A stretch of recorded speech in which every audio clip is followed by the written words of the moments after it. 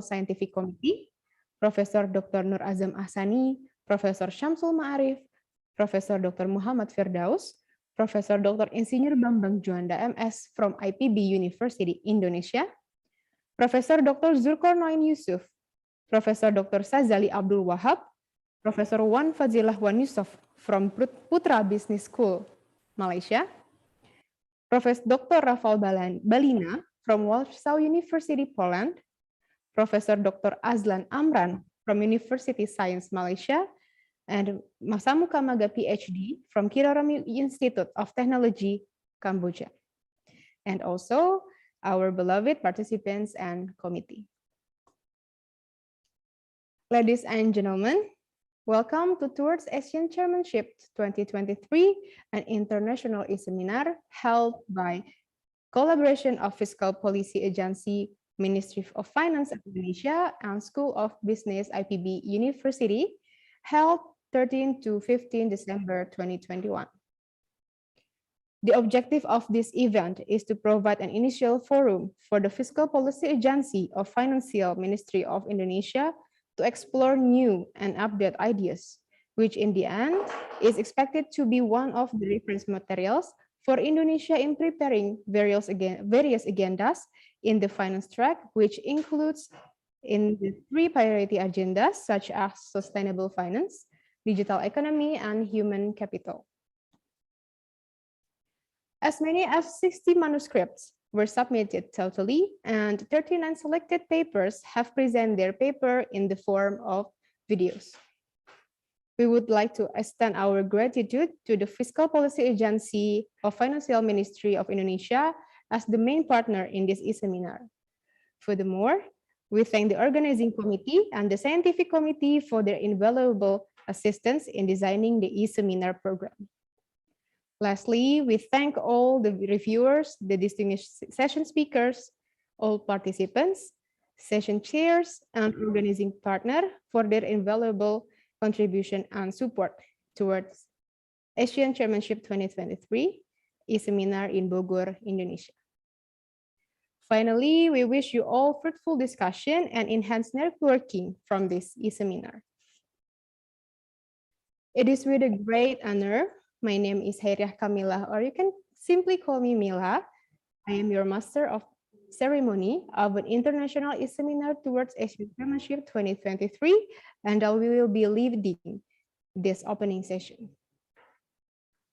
Before we begin today's agenda, let us take a moment to listen to our national anthem of Republik Indonesia, Indonesia Raya.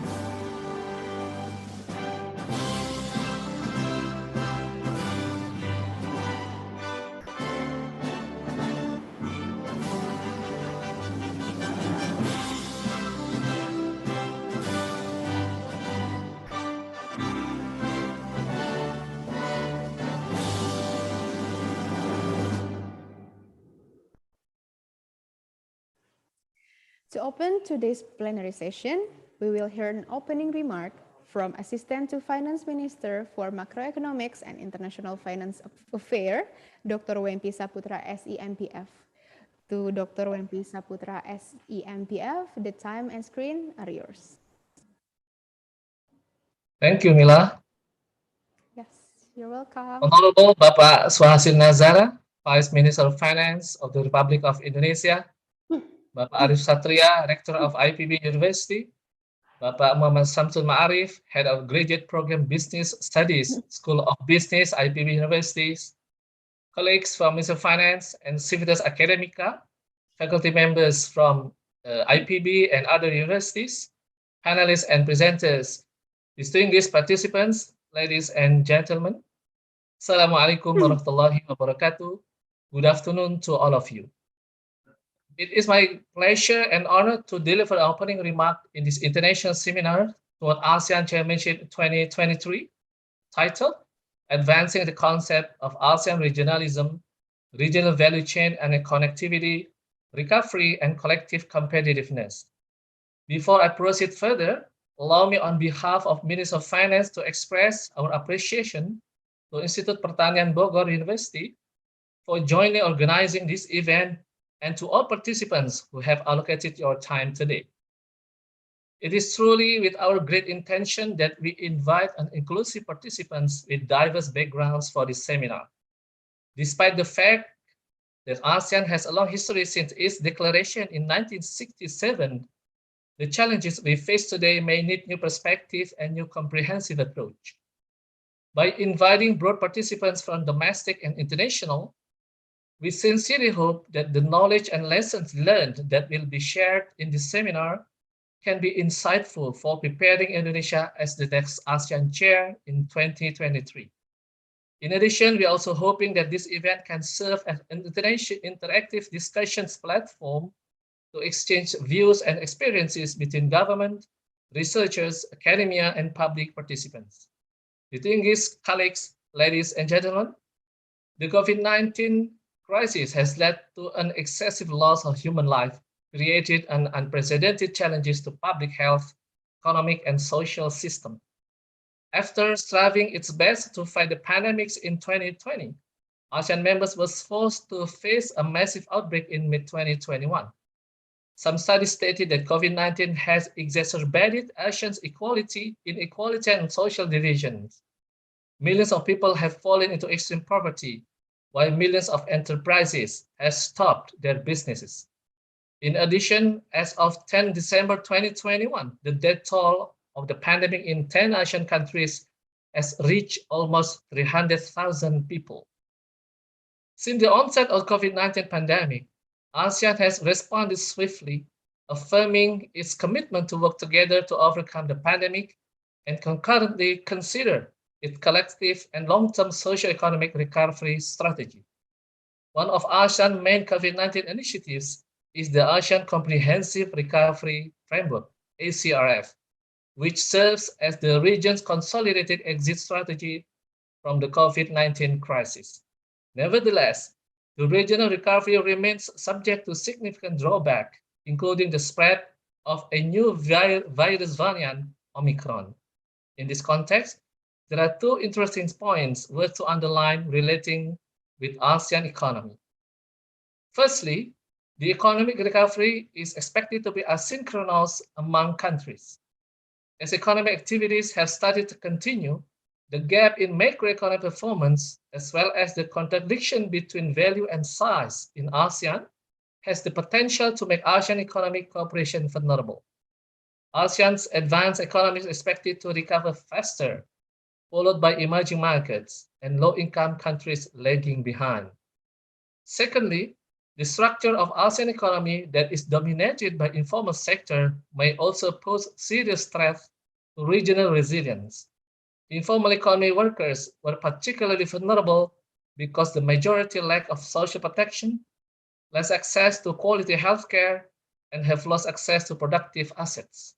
After decades of focusing on reform of formal system, the COVID-19 crisis reminds the region that informal labor requires urgent action.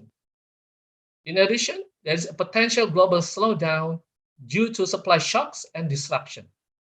We have seen critical supply chain issues in 2021 and expected to see these challenges persist in 2022. It has the potential to cause inflationary pressures and could affect global as well as regional economic performance. Another impact is that global supply chain, which have always been focused on China, are starting to look for alternatives to other potential countries and regions. ASEAN, in this case, need to take the existing challenges into opportunities. As a region, ASEAN need not only to deepen its existing initiatives, but also expanding the agenda to achieve a more economically integrated region. One of them may through developing the concept of open regionalism. Speaking about open regionalism, one thing that I would also like to underline here is that it requires ASEAN members' commitment to undertake the reform on accelerating productivity and competitiveness. In particular, ASEAN members need to make the region more attractive to investors, highly competitive, and have equal access and position in cooperation with partner countries outside the region. Distinguished colleagues, ladies and gentlemen, regarding our role of ASEAN Chair in 2023, Indonesia's position as Chair of ASEAN in 2023 is the fourth time in ASEAN history. Indonesia previously served as Chair of ASEAN in 1976, 2003, and 2011. For sure, Indonesia can play a strategic role as the upcoming ASEAN Chair to boost ASEAN regional connectivity, value chains, and collective competitiveness. Indonesia can contribute to push ASEAN's agenda to be more aligned with recent global trends, including technological advances, demographic transition, and the rise of green economy. It is no longer a wise option to respond to the aforementioned challenges only using conventional measures. I believe this is the time where we should think development agenda in ASEAN in a more comprehensive approach, no longer in silo perspective between economic goals, social, or environmental goals. Furthermore, if we look at a broader perspective, I would say that the topic our discussions today is also aligning and strong relevance to the global commitment and regional discussion. ASEAN recognizes the importance of transitioning to sustainable development so that it has established several shared commitments such as the ASEAN Green, Social and Sustainability Bond Standards, the ASEAN Sustainable Banking Principles, and ASEAN Taxonomy Board that is just launched on March 2021. For a regional context, ASEAN Taxonomy Board is designed to be an inclusive and credible classification system for sustainable activities and will be one of the key building blocks in attracting investments and financial flows into sustainable projects in the region. The ASEAN National Chairmanship Secretary currently still discussing Indonesia's 2023 chairmanship theme. We, as part of the team, will try our best to ensure that Indonesia chairmanship will offer common solution that is impactful and achievable for the region. In particular, we understand that we may need to explore a number of topics, including regional climate resilience, sustainable infrastructure and finance, digital technology, and human capital development. Distinguished guests, colleagues, and ladies and gentlemen, seeing the importance of Indonesia leadership in ASEAN chairmanship, three priority agendas will be discussed for the seminar, namely sustainable finance, digital economy, and human capital development. On sustainable finance, advancing and promoting sustainable finance has become a growing priority at national and regional levels. Given this COVID-19 pandemic, innovative financing is becoming more crucial in closing the funding gap to support those agendas in the region. As the pandemic might bring challenges, it also provides opportunities for us to review our approach in financing by taking sustainability elements into account. We believe sustainable finance will play an important role in the future, particularly for the economic recovery post-pandemic. ASEAN has to enhance its capacity to facilitate and strengthen sustainable finance in the region. On digital economy, ASEAN can further optimize the benefits of regional integration and cooperation by expanding the interconnected global cross-border flows and accelerating technology, especially technology that are increasingly defining international production, trade, services, and investment. ASEAN as a region need to construct a system that will be able to harness the benefits of this growing trend of digital economy while leaving no one behind. On human capital, inequality on human capital issues could be considered as the greatest challenge for the region in achieving sustainable economic growth and boosting its competitiveness and productivity globally. In line with the ASEAN Community Vision 2025, investment in human capital development are key to closing the gaps and preparing for the future. ASEAN needs to put strong emphasis on human capital development to increase the region's collective competitiveness. It is expected that this seminar can achieve some of these objectives. Firstly, to address issues and challenges in ASEAN associated with sustainable finance, digital economy, and human capital development.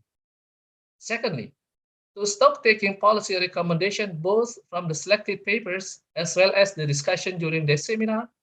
And thirdly, to work with participants to identify the most appropriate and visible cooperation for ASEAN that can be promoted during ASEAN-Indonesian chairmanship, particularly in finance track. Through presentation and discussion, I believe that there will be a lot of valuable thoughts that can contribute to ASEAN policy making and cooperation development. In this regard, we will take a good note on many proposed measures or recommendations that will emerge in this forum in expediting the building process of an equitable, strong, and inclusive ASEAN. Distinguished participants, ladies and gentlemen, let me invite all participants to actively participate in the seminar in order to share ideas, exchange knowledge and experiences related to benefits, challenges, and other technical issues in our three main topics above. We also open if the participants and panelists would like to have a follow-up discussion to further deepening the seminar results. Finally, I do hope this seminar can play its role as an integral part of our journey to gain a comprehensive understanding and ideas to strengthen Indonesia towards ASEAN Chairmanship 2023. I will stop here. Let us welcome Bapak Suhasil Nazara, our Vice Minister of Finance, and Bapak Arif Satria, Rector of IPB University, to deliver the keynote speech for this seminar. Thank you very much. Thank you, Professor. Thank you, Dr. Wampe Saputra, to deliver the warm opening speech. Now, before we continue to the next agenda, please let me to take a photo of us together to take a good documentation for today's agenda. So the committee, please be prepared. I will take the lead to take the documentation. Okay, we have 6 slides here, and I will lead from the first slide. Okay, 1, 2, 3. Okay, 1, 2, 3. Third slide. 1, 2, 3. Okay, now fourth slide. 1, 2, 3. Now the fifth slide. 1, 2, 3. The last slide. 1, 2, 3. Okay, thank you for all invitees and participants and also committee to help us taking the documentation for today's agenda. Now, I think we should go on to the next agenda. To all honorable invitees and participants, let us hear the first keynote speech from Professor Suhasil Nazara, Vice Minister of Finance. To Professor Suhasil Nazara, the screen and time are yours.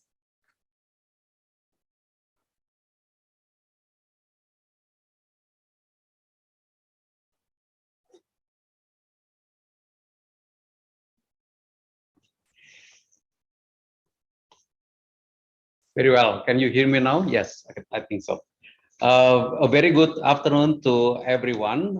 First of all, I would like to say greetings to the Rector of Institut Pertanian Bogor, Professor Arif Satria. Very good to see you. And also all colleagues from the IPB University, Bogor. I scroll through the screens and see several names there who are very, very distinguished. Very good to see you all this afternoon. Pak Wempi, Assistant Minister of Finance on Macroeconomics and International Finance, and colleagues, also colleagues from the Fiscal Policy Office, Ministry of Finance, distinguished panelists, colleagues, and participants of this international seminar. It is my pleasure to welcome you all to this international seminar towards the ASEAN Chairmanship 2023, advancing the concept of ASEAN regionalism, regional value chain, connectivity, recovery, and collective competitiveness.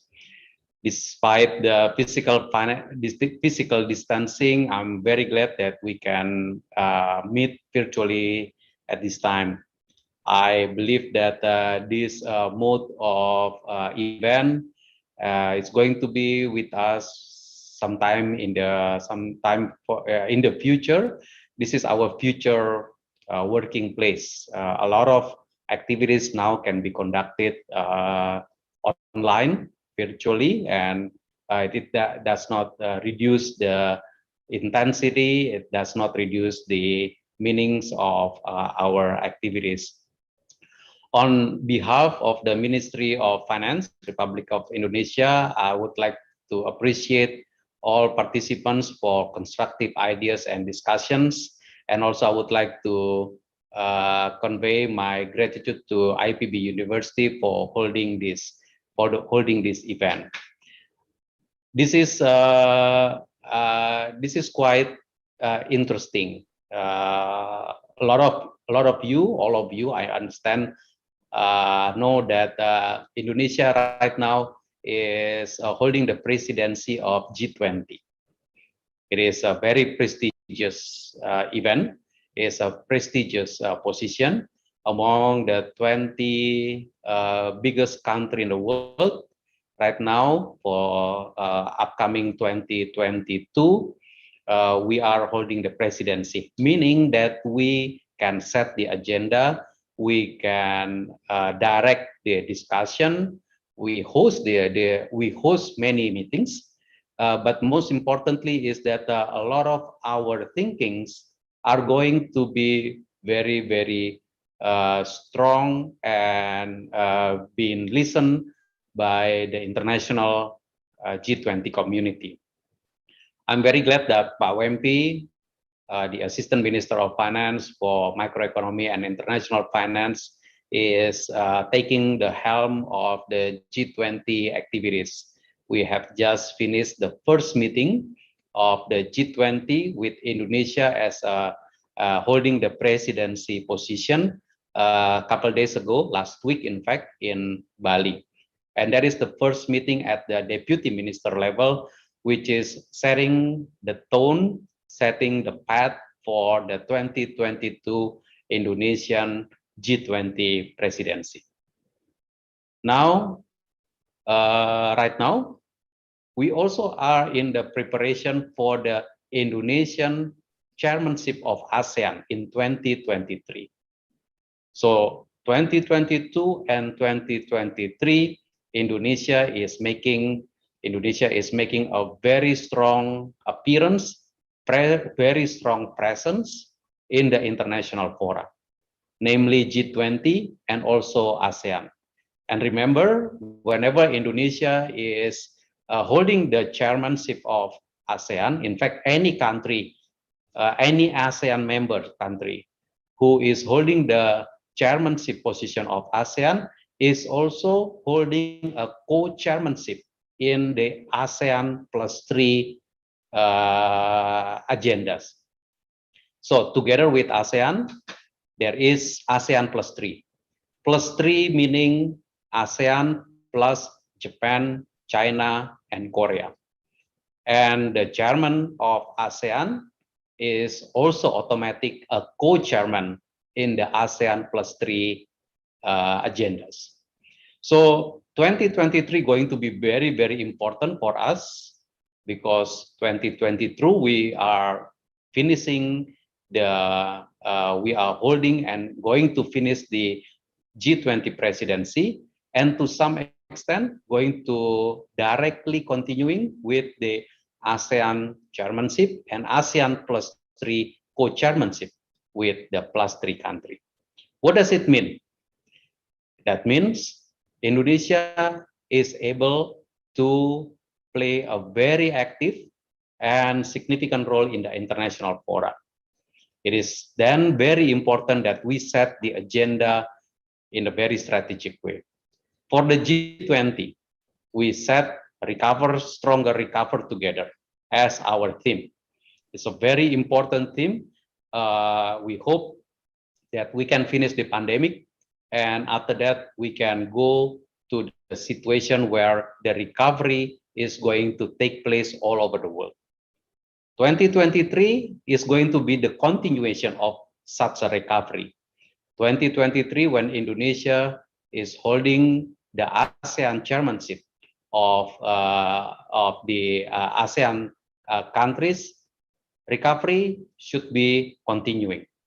It is very important that the 2023 issues are set along the continuous issues of ASEAN, and it's very important that Indonesia is also putting on the table important issues for continuous recovery.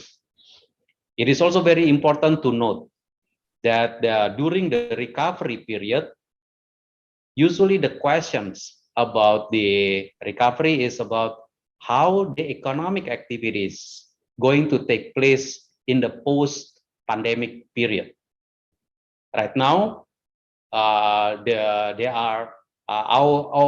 always think there are two lessons that we can always get from this pandemic situation. Lesson number one is that whenever there is an increase in the infection, daily increase in the infections, then we know how to reduce it. We know how to handle the increased intensity of COVID-19 infections. All over the world, we have seen this being taken place. In the Indonesian case, we set the restriction on the physical activities.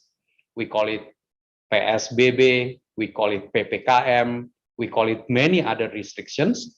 We implement so many things to make sure that the infections can be reduced. And starting early in 2021, we implement the vaccination program. So I understand that we know how to reduce the infections. But there is also a lesson number two. Lesson number two is that whenever the infections can be reduced, just like as this time, these days in Indonesia, we have seen a very relatively low daily infections of COVID-19. It does not mean that the virus is going away. It means the virus is still staying with us. And in fact, we have to be ready for the continuous virus. We even have to be ready for the new mutation of the virus. The virus is staying with us. So these two lessons are very important for any country, for all of the world to put together the recovery. It is those two lessons are very central to any recovery plan that we have. Now, the question is, what can we do under the G20, under the ASEAN agendas, under the ASEAN +3 agendas?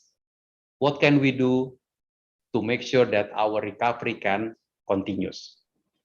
It's a very important question, and I believe that ASEAN agendas there are several agendas that already been continuously discussed from one year after another. And it is also very important to put in new recovery agendas for the ASEAN and also under the ASEAN +3. We are also not closing our eyes on the medium-term and long-term agendas such as the climate change.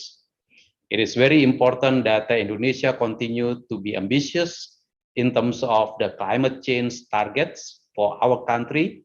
It is very important for our next generations. But at the same time, it is very important to be very, very careful in calculating the impact and also the public money that will be needed for that. International support are also always on the table, and it is important that Indonesian ambitious target should be able to attract the international support for our climate change agenda toward the net zero emissions in 2060.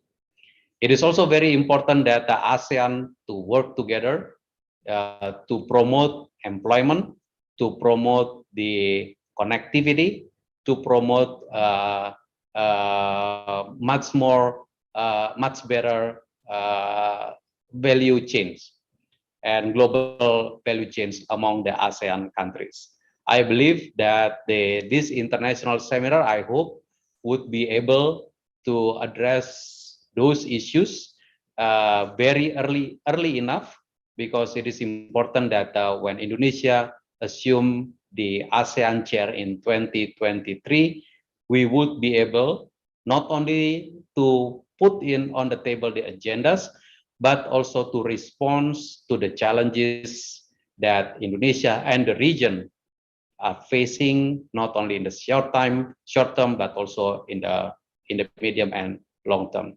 I wish you all a very fruitful session, and on behalf of the Ministry of Finance, please allow me to extend my sincere gratitude and appreciation for the collaboration that we have built and the contribution from all of the participants and academia to the success of Indonesia's ASEAN chairmanship in 2023.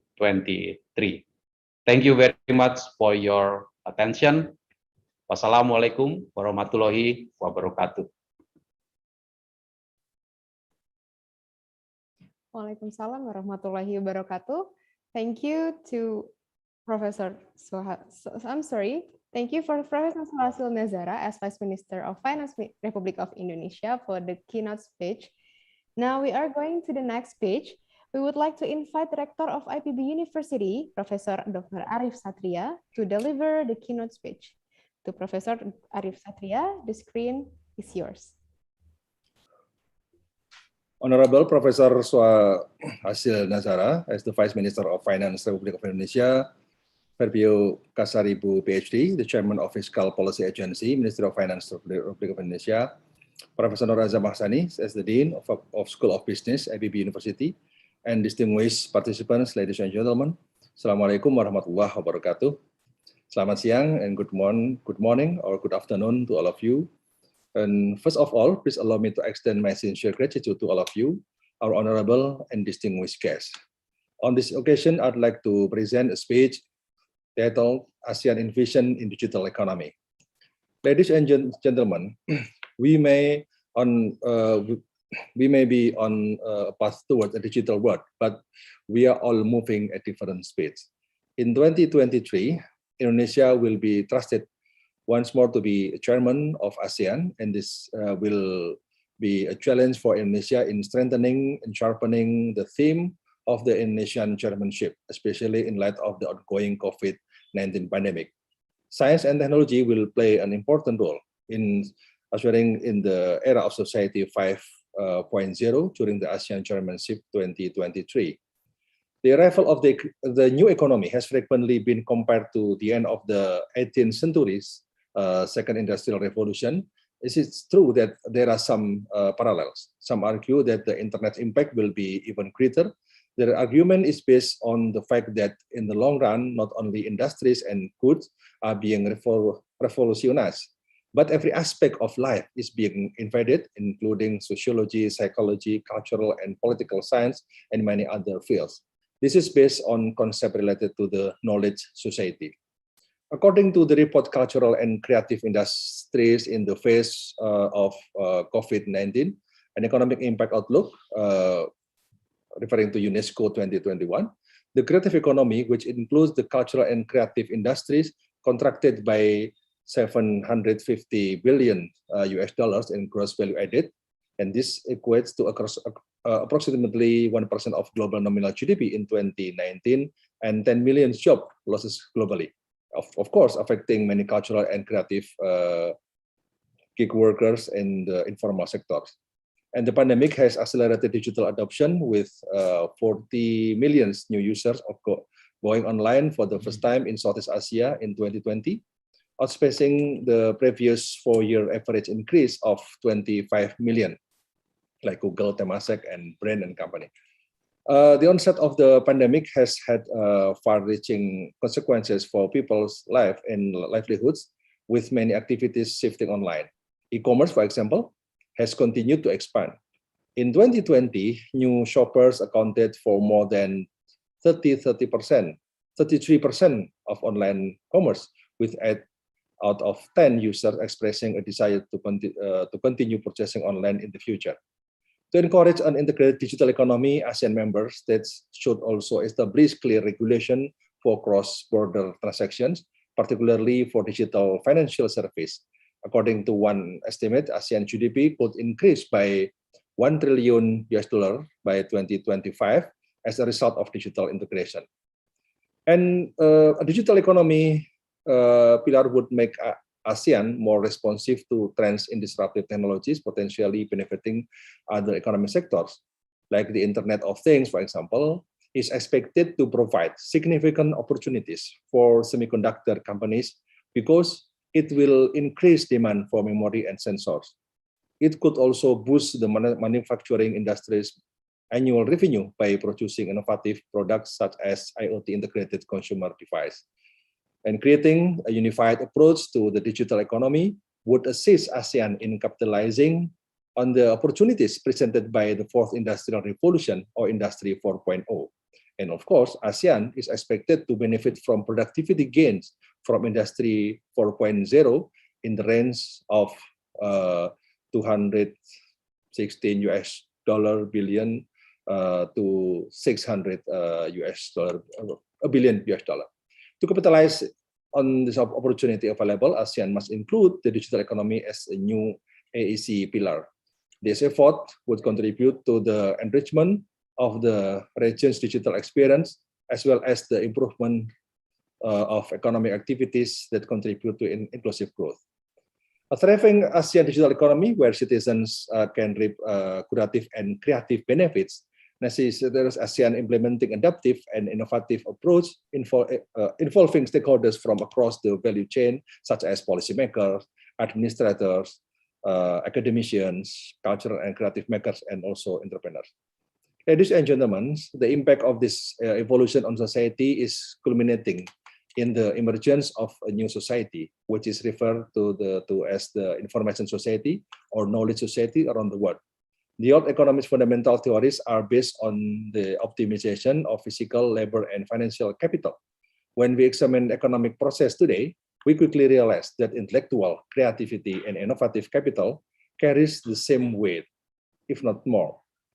This type of capital could be classified broadly as knowledge. To fully comprehend the significance of electronic markets, one must keep in mind the infantile stage of coherence, and as a result, consider many different influential trends pointing in various directions. Numerous entrepreneurs took advantage of the technologies that power the digital economy to launch new business and business models that could not have exist at the scale that they do today in previous generations. And the digital economy has resulted in the tidal waves of disruption, and new business and ways of interacting have emerged. However, many companies and industry that did not or were unable to capitalize on the technologies to change their operations have seen declining sales, loss of market share, and even complete collapse. The digital economy, according to leading business experts, is just getting started. And to compete in the coming years, organizations will need both leaders and employees who can innovate, whether they are for profit business, service-oriented entities such as healthcare system, or non-profit and government institution. Ladies and gentlemen, according to research and from Google, from Temasek Holdings and Bain and Southeast Asia booming internet economy is expected to double to 363 billion US dollar by 2025, surpassing the previous forecast of 300 billion. In Southeast Asia, which is the home of Alibaba Group Holdings, Lazada, and Tencent Holding, will see a 62% increase in e-commerce gross merchandise value this year. Homebound consumers, as homebound consumers shop at Lazada's Red Mart and Shopee. According to the report, online shopping is expected to reach around 230 billion US dollar by 2025, up from the previous estimate around 172 billion US dollar. Ladies and gentlemen, in the ASEAN context, the impact of digitalization on the economy is determined by factors such as national economic structure, economic policies, institution, and governance. However, it is unclear whether digitalization will widen or narrow the gap between countries. It is worth noting, however, that the degree of digitalization varies across ASEAN countries, with only a few being as digitalized as the most digital countries in the world. And ASEAN countries require a visionary plan that can generate policy innovation process, promote justice and prosperity, build inclusive and effective coalitions, and translate ideas into concrete actions. So what is ASEAN vision for digital economy? Ladies and gentlemen, the Digital ASEAN Initiative is ASEAN response to public and private demand from the forum's regional partners in ASEAN. The initiative aims to work on issues that will underpin an ASEAN regional digital economy, allowing the fourth industrial revolution's benefits to be fully realized and become a force for regional economic inclusions. The Digital ASEAN Initiative comprises a portfolio of 4 work streams centered on the following focus area. The first is Pan-Asia Data Policy for shaping a common regional data policy, ASEAN Digital Skills to build a shared commitment to train digital skill for the ASEAN workforce, and then the third one, ASEAN e-payment, building a common ASEAN e-payment framework, and the last one is ASEAN cybersecurity, nurturing cooperation and capacity building in ASEAN cybersecurity. Furthermore, the ASEAN initiative should allow to plan the digital economy, like how to mitigate digital disruption, how to capture new growth opportunities, to plan the link ASEAN's local ecosystem, and also to plan the foreign investment. Ladies and gentlemen, despite the opportunity, ASEAN plan should be aware with and accounted the roadblock. Like Kearney reported, several roadblocks stand between ASEAN and a fully digital economy capable of generating the huge socioeconomic benefits at stake. The first is, weak business case for building out broadband, because to improve the business case for investment in telecom infrastructure, ASEAN's policymakers need to optimize the allocating of spectrum and address hyper competition. And then is the issue of regulation inhibiting innovation in mobile financial service and e-commerce. I think in this issue, ASEAN must reduce its reliance on physical cash in order to participate in the digital economy more broadly and deeply. To that end, the region's regulatory framework should be updated to allow for greater innovation in financial service and transaction, leveraging the region's widespread use of smartphones. The next issue is about low consumer awareness and trust handling the uptake of digital service. In ASEAN, consumer awareness of digital service is still low, and according to a Financial Inclusion Insight survey, only 2% of Indonesians are aware the concept of mobile money, and the majority of those who have only heard of one type of mobile service.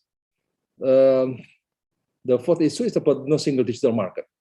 We know that ASEAN is still the long way from realizing this ideal, and only 3 countries have a mature and comprehensive digital strategy, like Singapore, Malaysia, and the Philippines, while the rest is still progressing, which includes Indonesia, who has an ICT master plan that is primarily focused on connectivity until 2016, with a subsequent emphasis on Indonesian digital. And then the last issue is about limited supply of local content. You know that many ASEAN members countries are attempting to establish their own startup ecosystems.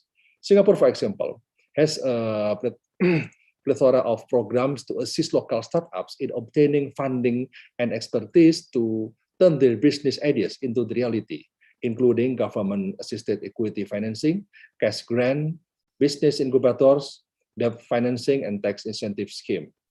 Ladies and gentlemen, in this moment, I would like to emphasize that ASEAN countries could capitalize the digital economy for their traditional economy foundation, especially agriculture or agribusiness. At the end of the product, there are digital applications, and this category include organizations that use digital providers' product and service to transform the way they do business. Virtual banks, digital media, and e-government service are a few examples. A specific examples helps to paint a picture and consider a typical agriculture value chain, like smallholder farmers require inputs such as financing to produce crops, which are then sold to processors or directly to consumers.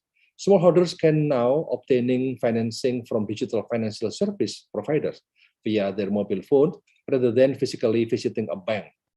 This digital financial service can assess the risk of lending to farmers by creating a profile with AI or artificial intelligence algorithm and other data set such as mobile phone usage or satellite farm imagery. Then there are mobile applications that can assist farmers in growing better crops, and of course they can advise you on the best time to plant, the best soil to use, and how to deal with the pests. It means that farmers will no longer have to rely on face-to-face advice from friends or agro dealers or from extension service officer. And another examples in agriculture is farmers' ability to rent tractors. This platform, known as asset sharing platform, allow farmers to gain access to tractors that they would not normally be able to afford. Ladies and gentlemen, last but not least, digital economy needs qualified human resources. IBB University can to educate human resources that can cope with the challenge from disruptive era and the industry 4.0. IBB anticipates the increasingly rapid technological development that with curricula and educational method align with the growth of information technology and future markets. One of the faculty that is cope with the dynamic trend is the business school, IBB University, as a center of excellence in the development, management practice, and technology based on a noble science, ethics, and social culture. Ladies and gentlemen, I'd like to close this speech by thanks all parties involved, Fiscal Policy Agency, moderator, panelists, all the committees, participants, and lecturers, without whom this event will never happen. I'd like to apologize if during this event there is possibly any inconvenience or anything that does not meet your expectation. Last but not least, I hope we will stay healthy and the pandemic ends soon. And thank you very much for your attention. Assalamualaikum warahmatullahi wabarakatuh. Waalaikumsalam warahmatullahi wabarakatuh. Thank you, Professor Arif, for delivering your speech. We hope the speech from all the keynote speakers will inspire us all. So, ladies and gentlemen, that was just the beginning. Now we are going to our main agenda of the first day of Towards ASEAN Chairmanship 2023. I would like to invite Ms. Christy Baker to lead the parallel session of our first topic, Sustainable Finance. Ms. Christy Baker from Australian Treasury Team Leader Prospera has been the Treasury Team Leader in the Indonesian Fiscal Policy Agency under the Prospera program since August 2019. Ms. Christie has worked in the Australian Treasury since 2002 in roles across Revenue Group, Fiscal Group, and now Structural Reform Group. In her current role, Ms. Christie is focused on areas including the labor market, regional development, innovation, and digital platform. Ms. Christie has experience working with a range of international forums, including the OECD, APEC, and G20. And Ms. Christie also has a bestseller in economics and Bachelor of Laws.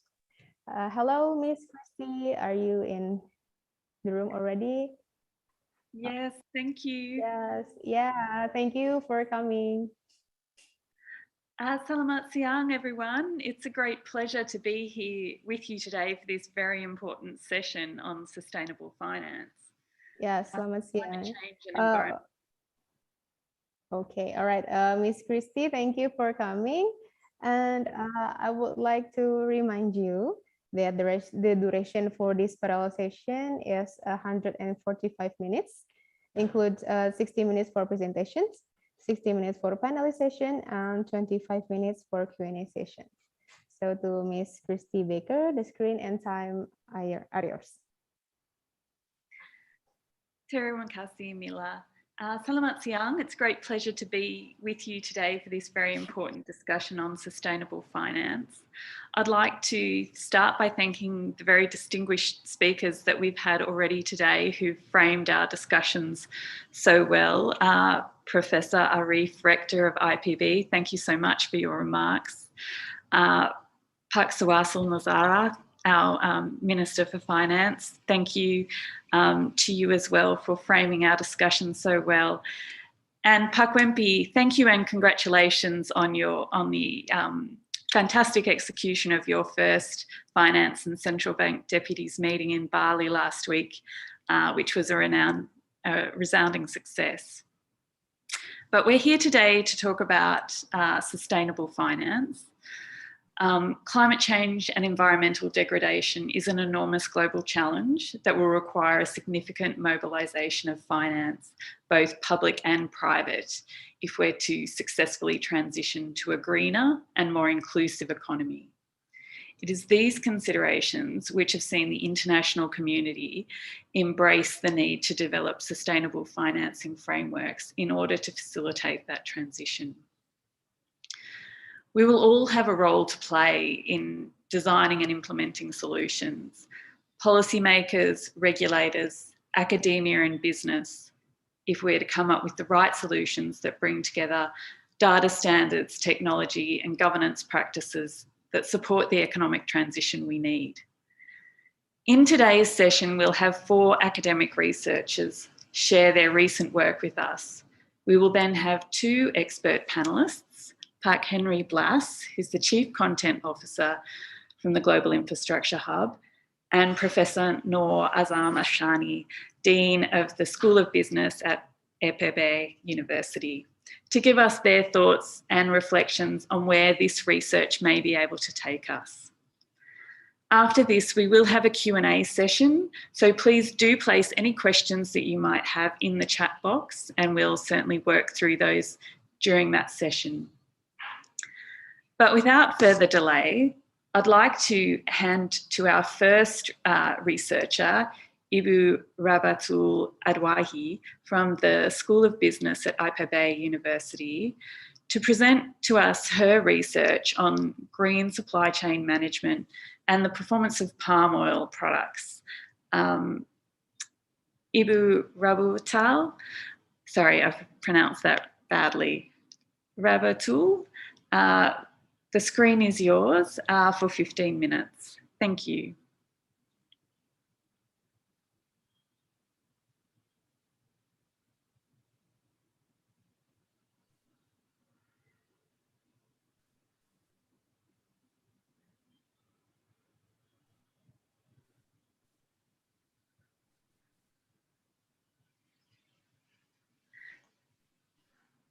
Ibu Rabiatul, I think you might still be on mute. Thank you. Okay. Thank you, Ms. Christie Baker. I would like to share screen my presentation.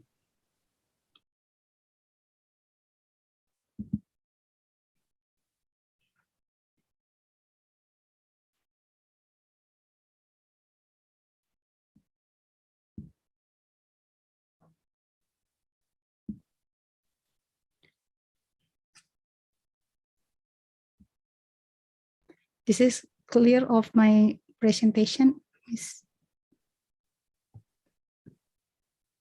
Yes, we can see. Okay.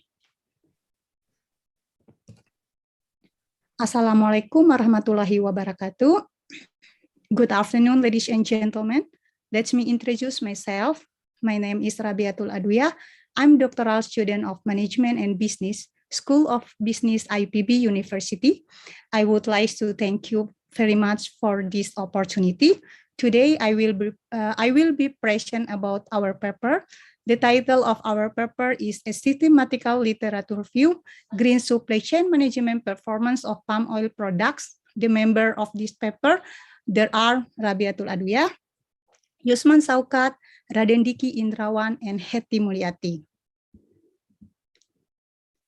Ladies and gentlemen, Indonesia is one of greatest producer and exporters of palm oils. In 2019, the growth of the palm oil industry reached 48.42%. But in 2020, the total production is predicted to increase from 48.42 to 54.5 million tons. Total production from export and stock are expected to increase rapidly until 2015, which is dominated by plantation on the island of Sumatra, Kalimantan, and Papua. In addition to improving export quantities, the palm oils and kernel oils domestic market is still quite large. The potential market absorbing palm oils and palm kernel oils are the refinement and fractionation industry, especially the industry of cooking oil, specialist fats, shortening, margarine, bath soaps, and oleochemical. In previous funding, the industry is integrated from upstream to downstream, consisting of 4 subsectors, those which are grower, miller, refiners, and oleochemical. Environmental sustainability is currently encouraged companies to not only gain internal green activity, but also expand to green supply chain management. Wide application of external green supply chain management by company is partly justified from a transaction cost perspective. The problem is environmental issue, operational efficiency, and cost efficiency. Therefore, Indonesia has to adopt numerous strategies to ensure the renewal and improvement of palm oil sector to gain its economic contribution. Palm oil, as one of the essential needs of many countries, has to get more notice. This study is the effort to address Indonesian palm oil's problem and emphasize sustainability performance with environmental friendly supply chain integration. Green supply chain integration can improve continuous performance by leveling up economics and environmental performance, according to James Parsons, Lasaki, Gileneal, and Purnama.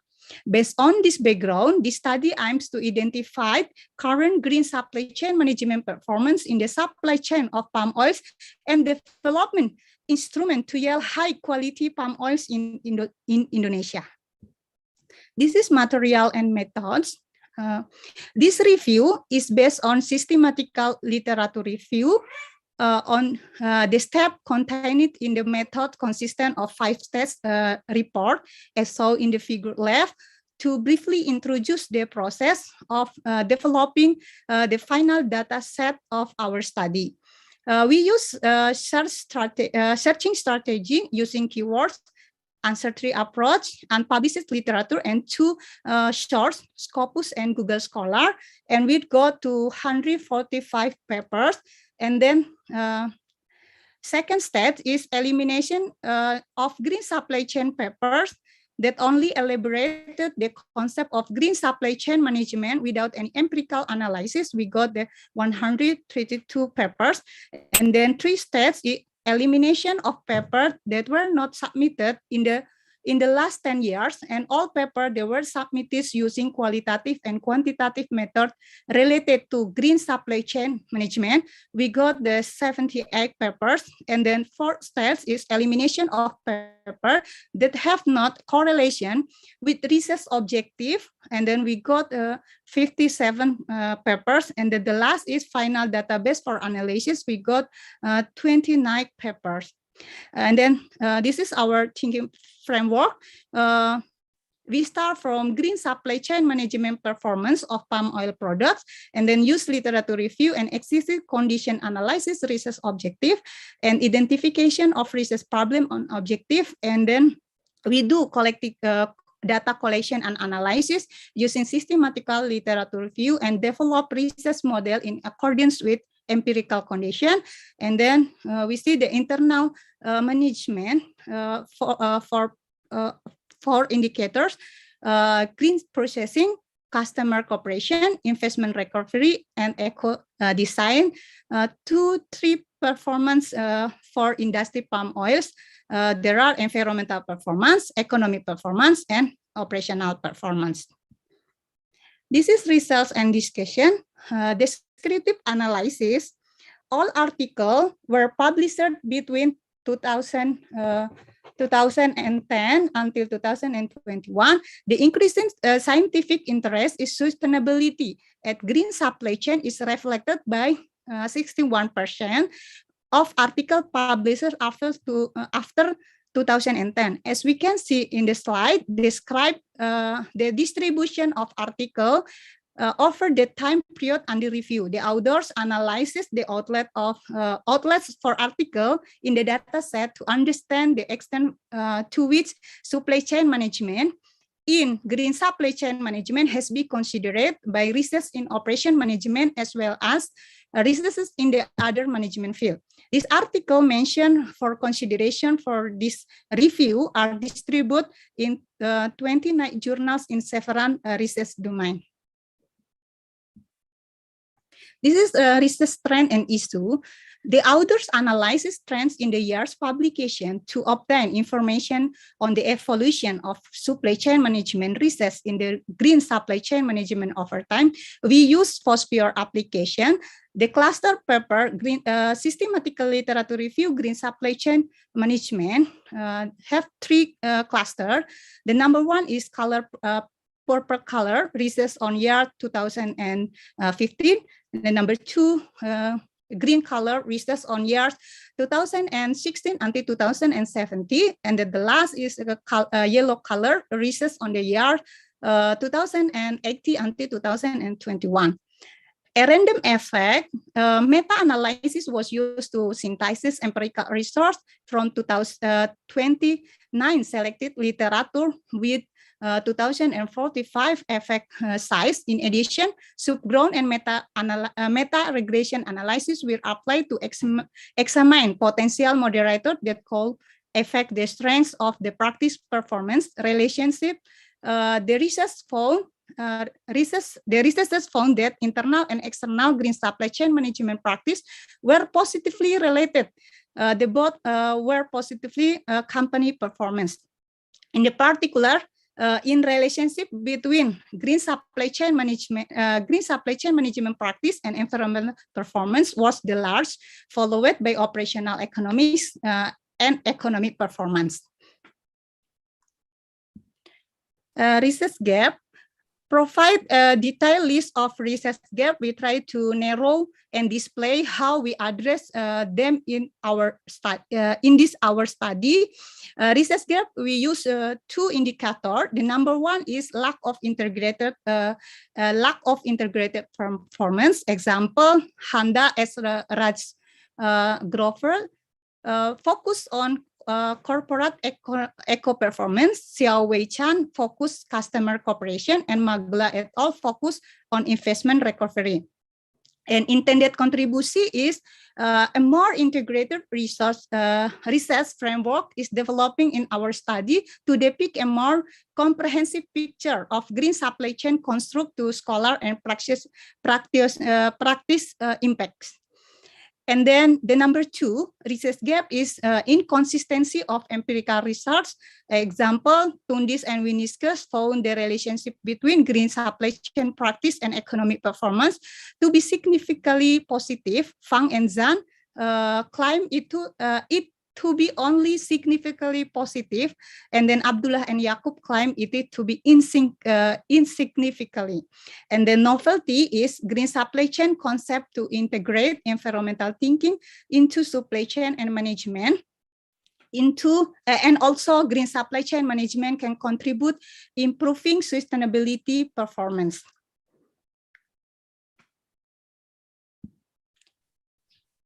The research question in this review are, the number 1 is, what is a relationship among green supply chain, environmental collaboration, and sustainable performance in the context of palm oil? And number 2 is, what is the most representative conceptual model to explain the relationship among these 3 variables in the context of palm oil industry? And knowledge contribution, the number 1 from environmental performance.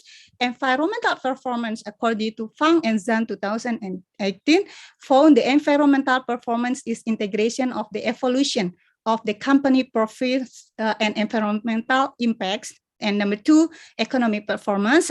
Economic performance is divided into 2 categories. The number 1, positive economic performance, like a reduction in the cost of energy consumption, material purchasing, sewage treatment, and waste disposal. And number 2 is negative economic performance, like increases in investment, operational costs, and purchases of environmental friendly materials.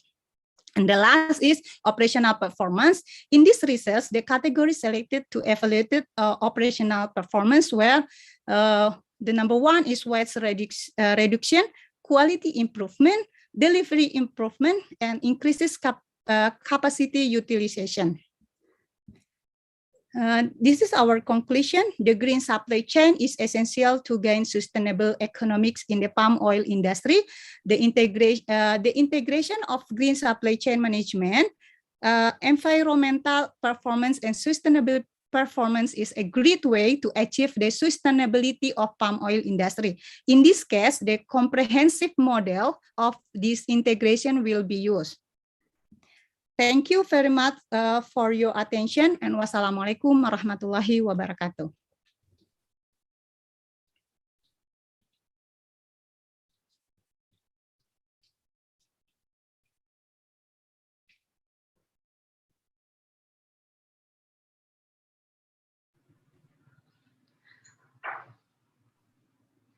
Terima kasih, Ibu Rabiatul. Green supply chain management is so important, and this kind of detailed gap analysis really does help us move our thinking forward in terms of how we can affect a green transition that doesn't compromise economic and financial outcomes. So thank you so much for sharing your research with us today. I'd now like to pass to our next researcher, Pak Kahar Hawari from PTPLN. Pak Kahar will present his paper to us on financial and economic viability of pumped storage to strengthen the VRE development in Indonesia. I'm really excited about this paper. It starts to look at the sorts of energy transition issues that we really need to think about as part of a green transition. So, Pak Kahar, the screen and time is yours. Thank you, Miss Christy Baker. Can you hear my voice? Yes, that's great. Okay, let me share my screen. Okay, Assalamualaikum warahmatullahi wabarakatuh. Good afternoon, ladies and gentlemen. Sorry, I will. Good afternoon, ladies and gentlemen. I'm very glad to be part of Towards ASEAN Chairmanship 2023. Let me introduce myself. My name is Kahar Hawari. I have been working for PT PT PLN Persero for about 11 years. And previously, I was a student of Magister Business Administration in ITB and University Saint Malaysia. I will present my paper regarding financial and economic viability of pump storage to strengthen the variable renewable energy, which is solar and wind power plant development in Indonesia. In this paper, I also get support from Dr. Paik Nichin from Graduate School of Business, University Saint Malaysia, and Dr. Ahmad Danu Prasetyo from School of Business Management, Institute Teknologi Bandung. Okay.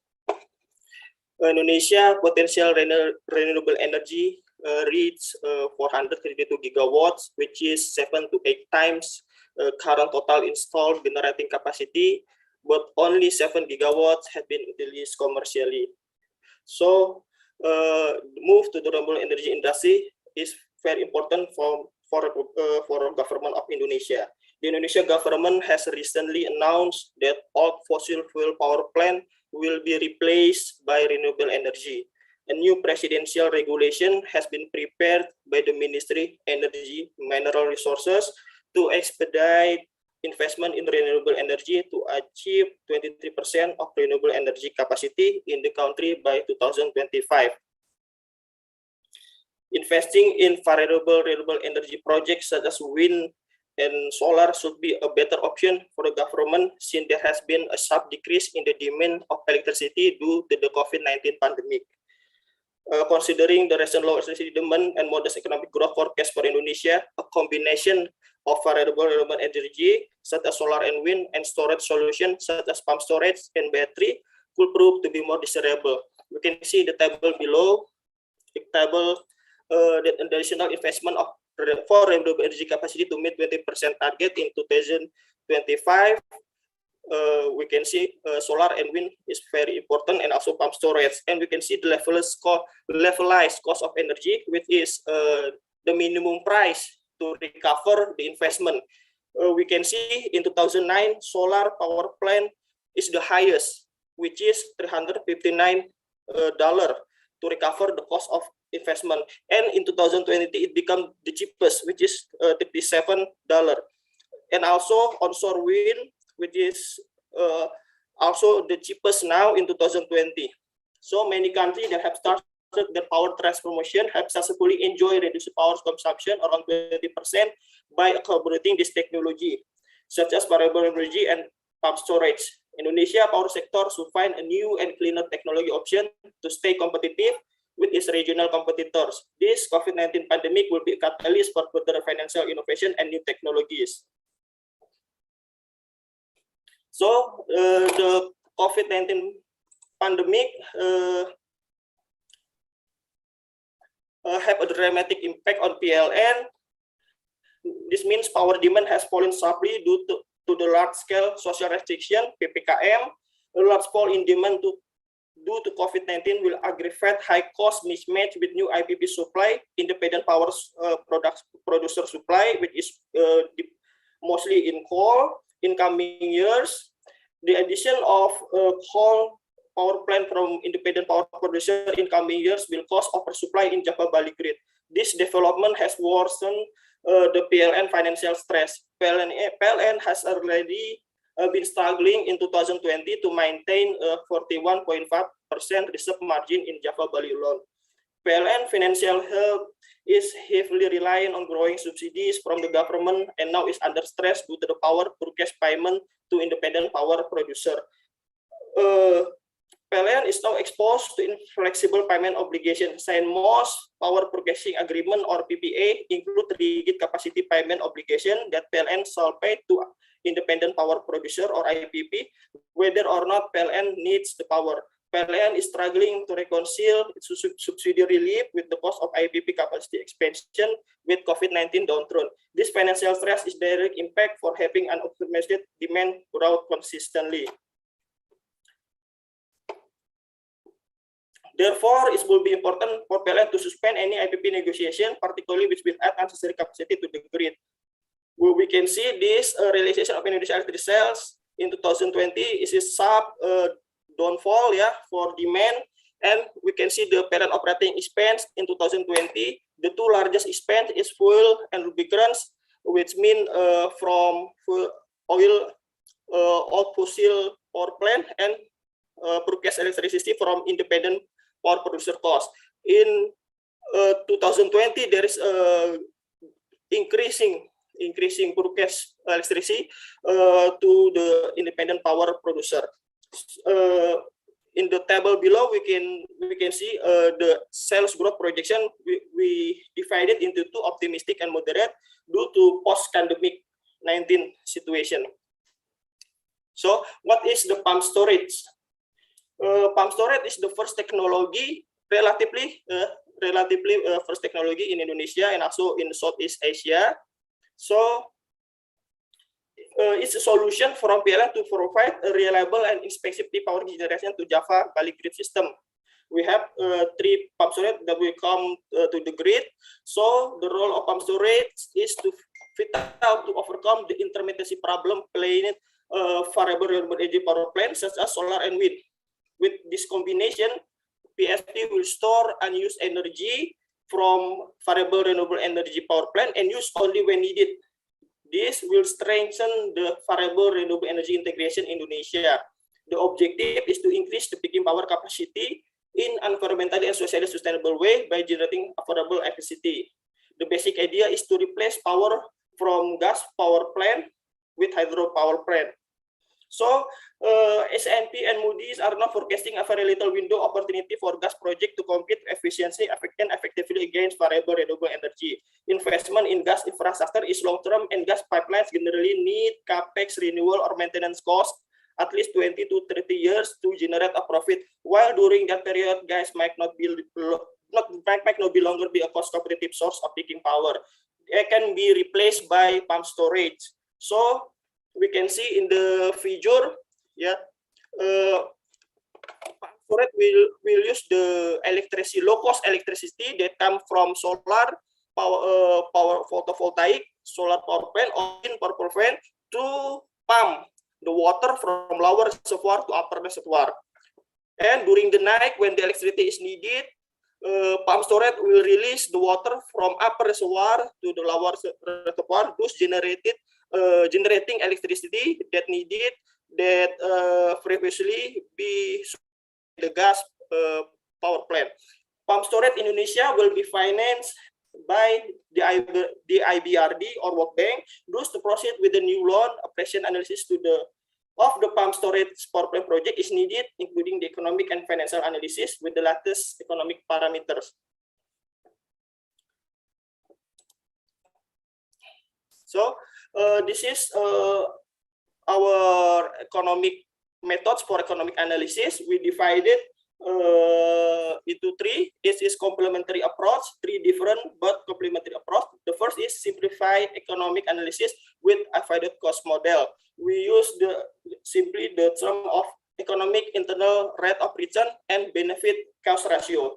The second is the midterm economic analysis using zero software from Siemens in the context of load dispatching energy. The third is the long-term economic analysis of the project using the WASP program in the context of electricity supply business power plant. We can see in the table below is the distinction of cost between financial and economic analysis. In indicator capital expenditure, indicator interest rate, depreciation, income tax, price escalation, tariff escalation, and inflation. So it is a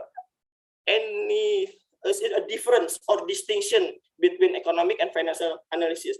In financial term, we use financial internal rate of return to measure the prospective return on internationally funded project capital cost, and we use weighted average cost of capital, which is 30% from equity and 70% from loan from IBRD or World Bank. And we use one index, which is the DCRR. And this is methods for Monte Carlo simulation. We use a Gauss distribution to do the Monte Carlo simulation. And this is the result from economic avoided cost model, simplified economic and avoided model. The pump storage project can be stated economically viable if the economic internal rate of return derived from the above equation exceed the real opportunity cost, which is 10% or social discount rate in this case. Both the purchase token pump storage and multi-gang pump storage project have a benefit per cost ratio are higher than 1. Therefore, both pump storage project is preferred to the gas power project as the alternative thermal power plant. And this is our research from the Monte Carlo analysis. We can see that from purchase token we have 99.8% more than 1, and for Matengeng is 94.5%. And we can see in the correlation model that the gas fuel cost is the very parameter that have high correlation, and also the construction cost to build the pump storage. The result for midterm economic analysis using GIROS software from Siemens. This is the simulation that can only be done from PLN. Since on the PLN they have the data, we can see that the result show the total cost for GIROS case 1 is higher than GIROS number 2 case, which align and support the result of simplified economic analysis using the avoided cost model. The conclusion is that the pump storage project is compatible with the dispatching strategy of Java Bali and leads to lower cost dispatching when compared to gas-fired power plant as alternative thermal plant in Java Bali. How about the long-term economy? Also, the result also support the simplified economic analysis and the GIROS to prove that a pump storage is preferable than the gas-fired power plant.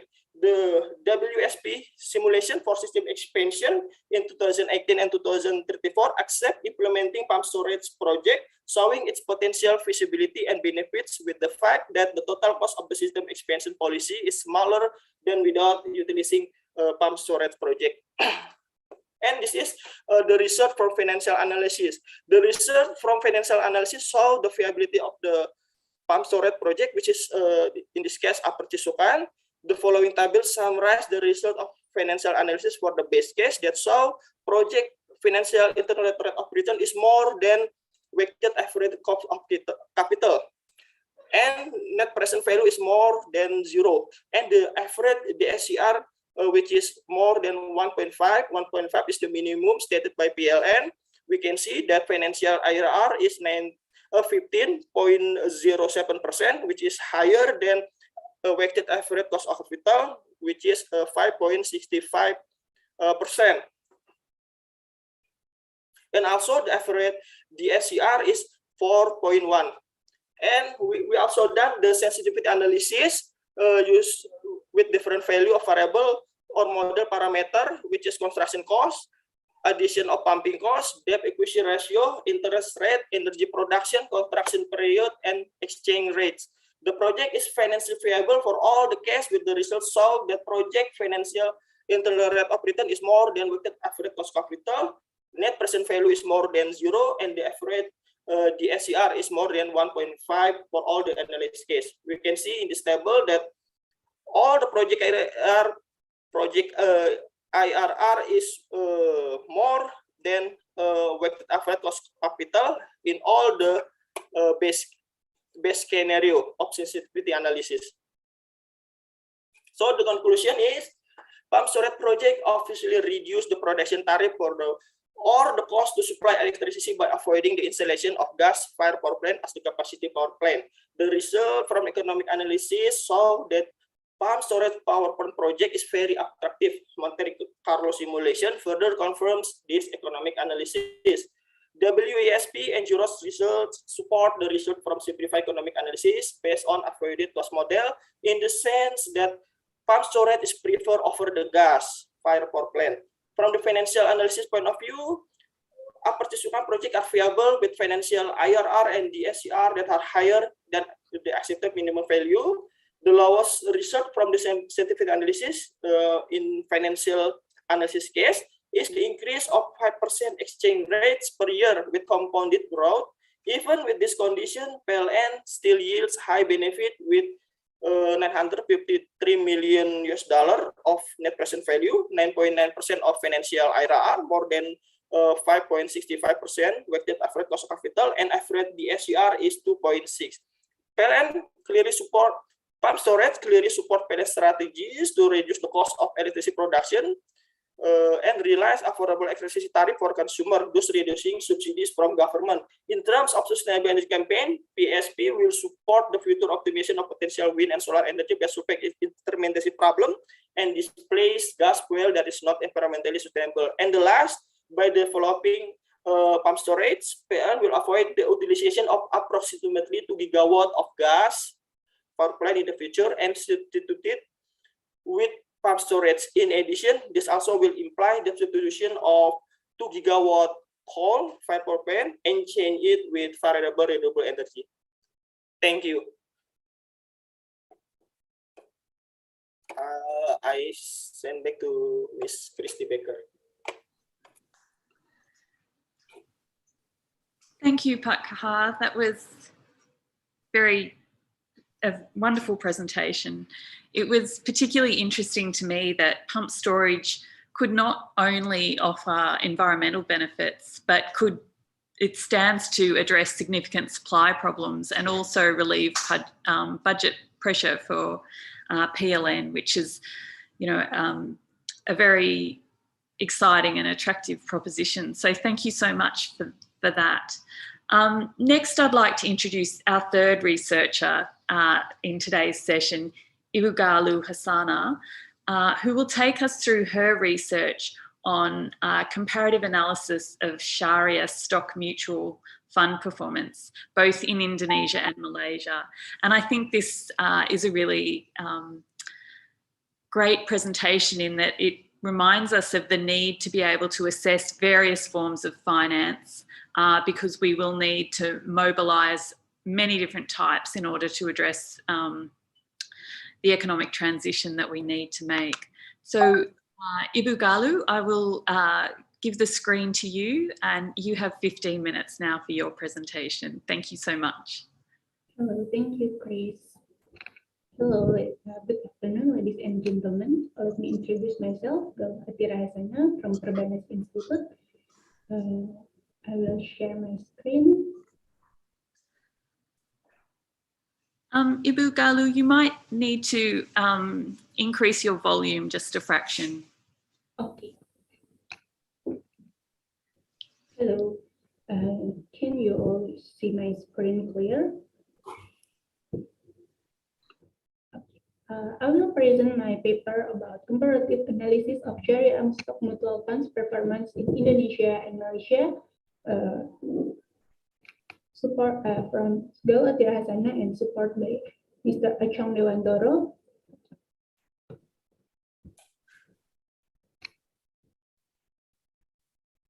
The introduction: small and regular investor or investor who don't have much time and expertise are interested in mutual funds.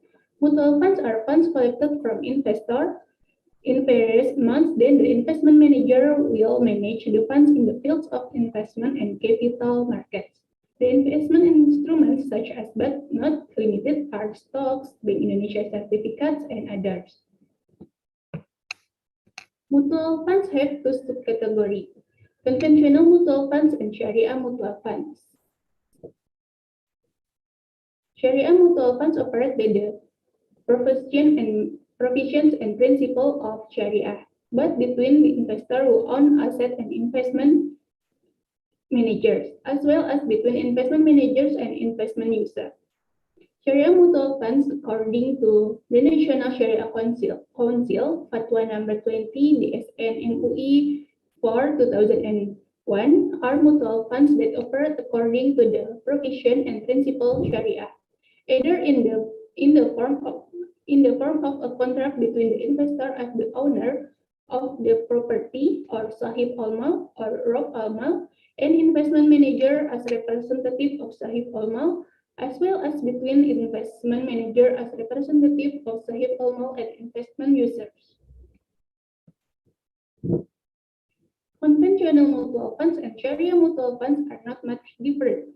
The difference between Sharia mutual funds and conventional mutual funds in the process of selecting of the assets that make up the portfolio.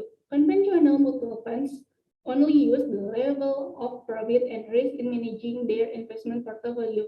Meanwhile, Sharia mutual funds consider the halalalness of financial product in the addition to the level of return and risk. Not only that, Sharia mutual funds in their management do not allow the use of investment strategic dealing of speculation. Therefore, the difference in portfolio management can result in difference in performance between conventional mutual funds and Sharia mutual funds. Indonesia is the largest Muslim population in the world, doesn't necessarily make Sharia mutual funds in Indonesia increase rapidly. Indonesia Sharia mutual funds are still inferior to Malaysia and Saudi Arabia in terms of managed funds.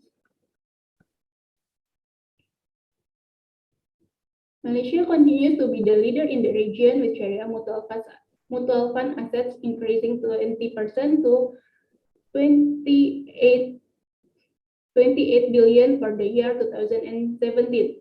The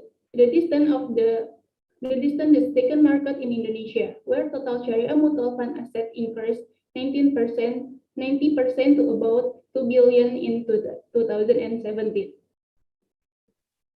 When compared to Indonesia, according to the World Bank, around 220 million Indonesians are Muslim, and Indonesia's Sharia mutual funds and managed funds, which are equivalent to $2 billion, are only third in the world of second in ASEAN, far below Malaysia with a population of only 31 million people. Mutual funds consist of four types, namely equity funds, mixed mutual funds, fixed income mutual funds, and money market funds. However, most of the investors are invested in equity funds. The return on equity funds are higher compared to other types of mutual funds. Based on data from the Financial Service Authority, or OJK, of December 2018, the amount of mutual funds management for equity funds reached 130 trillion rupiah for conventional and 8 trillion for Sharia. Mutual funds are one of the investment instruments that are starting to be in demand by investors.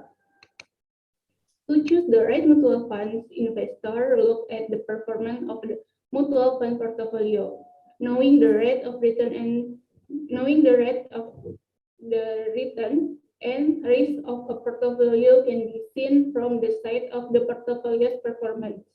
Analyzing the performance of a portfolio, investor can make comparison between one mutual funds and make investment decision.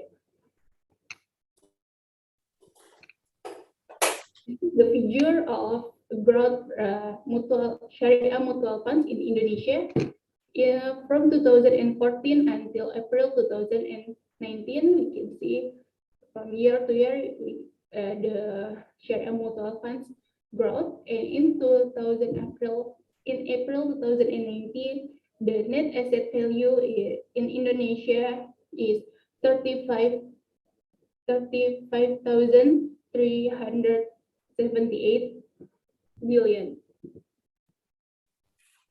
And this is the figure for Malaysia, the growth for Sharia mutual funds from 2016 until April 2019. The net asset value of Sharia mutual fund Malaysia was 90-30 trillion with 227 Sharia mutual funds products. In Indonesia, in April 2019 is 243,000 products Sharia mutual funds. The research question, first, are there difference in the performance of Islamic equity mutual funds in Indonesia and Malaysia based on the calculation of the Sharpe index? The second, are the difference in the performance of Islamic equity mutual funds in Indonesia and Malaysia based on the calculation trainer index. And the third, are there a difference in the performance of Islamic equity mutual funds Indonesia and Malaysia based the calculation of the Jensen index? The research gave the method is first comparative analysis of Sharia stock mutual funds performance in Indonesia and Malaysia with CHARP methods. First is no difference between Sharia Indonesia and Malaysia. In the paper of Basuki and Hoyerudin in 2018, and have a difference in the paper of Sahri 2015 and Sofiullah in 2014. And the second method, comparative analysis of Sharia stock mutual funds performance in Indonesia and Malaysia with Trinidad methods. The difference between Indonesia and Malaysia, we can see from the Basuki and Hoyerudin in 2018 and the paper from Sahri 2015, and have a difference in the paper of Sofiullah 2014. Comparative analysis of Sharia stock mutual funds performance in Indonesia and Malaysia with Jensen methods. We can see from paper Basuki and Hoyerudin is there are no difference between Indonesia and Malaysia, and Sahri in 2015 too don't have the difference, and Sofiullah have a difference for the Jensen methods. The methods we use in this paper is first mutual funds risk and returns. Mutual funds have a high risk and expected return compared to deposit. Mutual fund risk level vary depending on the type of mutual fund. Mutual funds can be calculated with the formula net asset value this period minus net asset value last period. And the second is Sharpe method. The Sharpe index was developed by William Sharpe and is often referred to as the reward to variability ratio. The Sharpe index based its calculation on the concept of the capital market line has a benchmark, namely the standard deviation. The Sharpe index can be used to measure the risk premium for each risk unit in the portfolio. The second is Trainer method. The Trainer index is a portfolio performance measure developed by Jack Trainer, and this index is often referred to as the reward to volatility ratio. Portfolio performance is seen by linking the level of portfolio return with the magnitude of the risk of the portfolio. The difference with Sharpe index is they use the security market line as benchmark and not the capital market line like the Sharpe index. The assumption used by Trainer is that the portfolio is well diverse so that the risk that is considered relevant is systematic risk. The fourth method is Jensen method.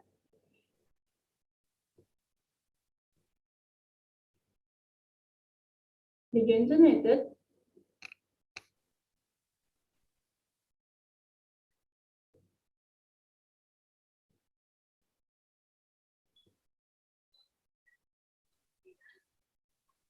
The Jensen index is an index that shows the difference between the actual rate of return obtained by the portfolio and the expected rate of return if the portfolio is on the capital market line.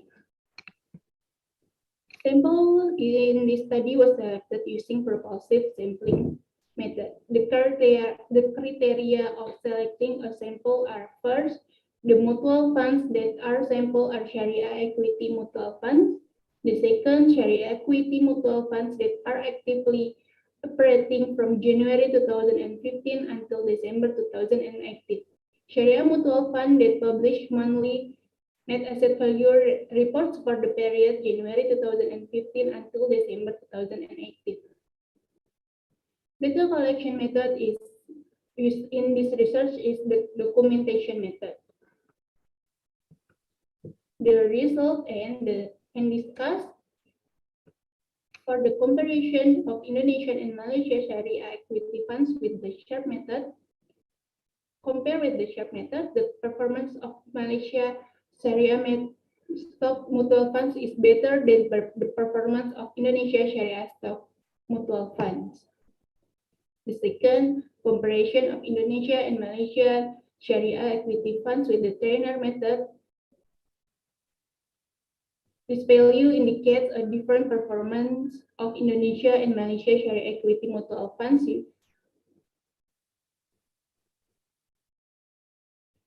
The performance of Sharia equity. The performance of Sharia equity mutual funds between Indonesia and Malaysia doesn't have a significant difference with the trainer method. The performance of Indonesian and Malaysia Sharia mutual funds when calculated with using the trainer method has a good performance. And the third is comparison of Indonesian and Malaysia Sharia equity funds with the Jensen method. This value indicates a different performance of Indonesia and Malaysia Sharia equity mutual funds using the Jensen method.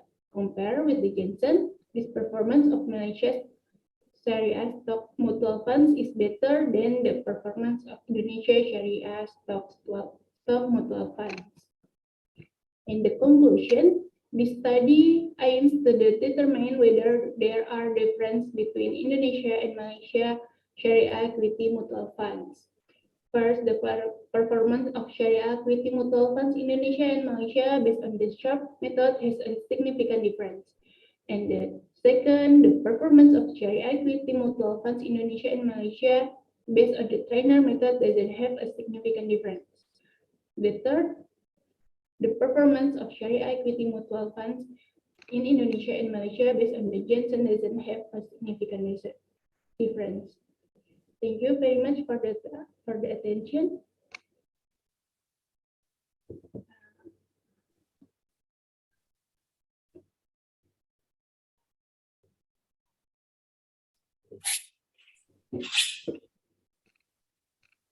Thank you, Ibu Galuh, for that fantastic presentation. It was really interesting to me to hear that Sharia mutual funds don't seem to really suffer performance-wise against normal mutual funds, even though they have added considerations to take into account. So that was I really learned something. Thank you so much for that. I'd like to now pass over to our final researcher for today's discussion, Ibu Uni Pastawati, who will share her work with us on value relevance of accounting information in sustainable finance. And I think this will be really important to enriching our understanding of the sorts of accounting standards and data that we might need to think about as we move towards designing sustainable financing frameworks. So Ibu Uni, the screen and the time is yours. Thank you very much. Yes. Thank you, Ms. Baker. I will share my screen.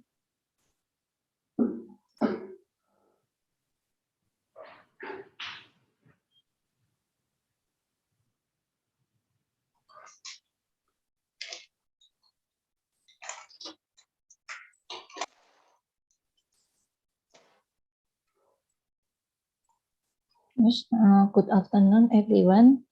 Allow me to introduce myself. My name is Uni Pristiwati Norwiganise. I'm here to present a paper about value relevant of accounting information and sustainable finance.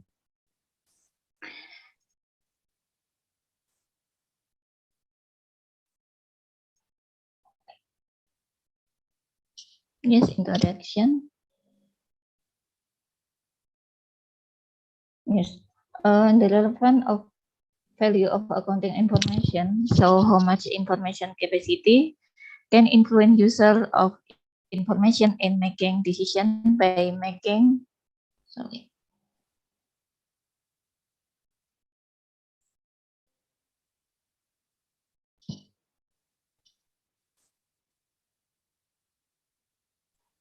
Yes. Sorry.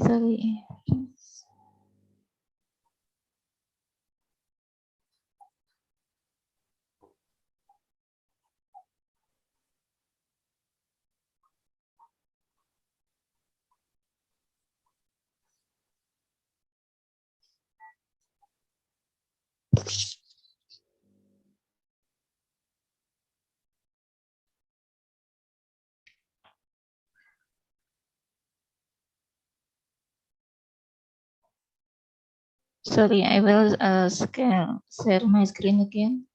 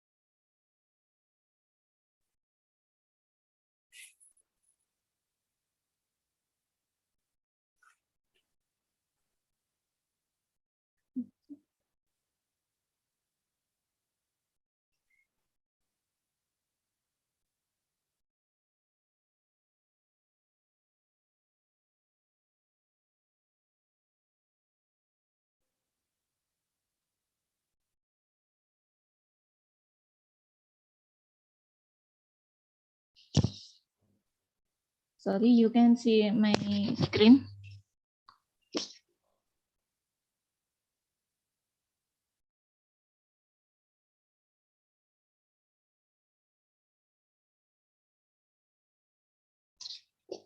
Okay.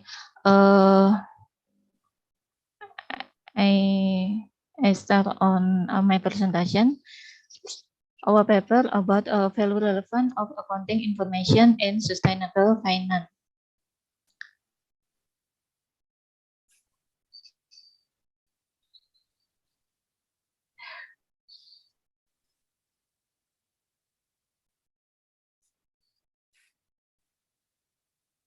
Yes, the relevance of the value of accounting information. So how much information capacity can influence user of information in making decision by making prediction in the future with past data. Relevant relate past data reflected in financial statement to stock price and return by Commerce Code 2013. And then sustainable finance as stated in the Financial Service Authority or OJK regulation is the implementation of sustainable finance for financial service institution, issuer, and public companies. The concept of relevant will be following the concept of sustainable finance. If the information used as the basis for prediction, so a relevant value which has predictive, confirmative, and time value.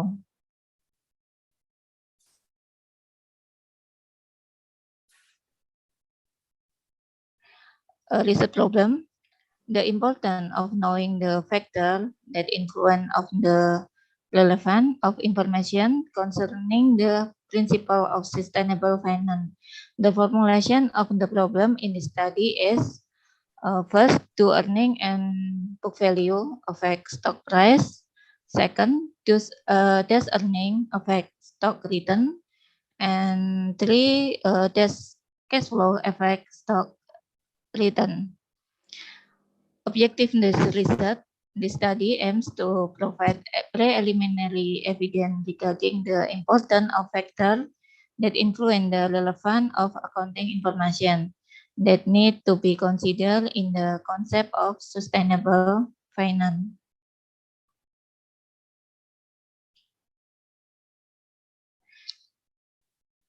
In this research, Relevant of accounting information is reporting accounting number that have a predictive model related to securities market values. The concept of value relevant into four approaches. First approach about fundamental analysis approach, review on that accounting information cause change in market price and detect stocks price deviation. Second approach about predictive approach that accounting information is said to be relevant if it is useful for predicting the prospect of company performance in the future. Third approach about the realization of value relevant information that accounting information, the sustainable reporting moderate the value relevant of accounting information. It is said to be relevant if it is used by investors to set stock price. The last approach about value relevant measurement approach. That the value relevant of the information contained in financial statement is measured by its ability to capture and summarize business information and other activities.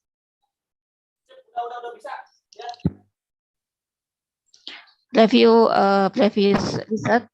The sustainable reporting has a relationship with company performance by Velte, Atan, Sila, and Jack Boley.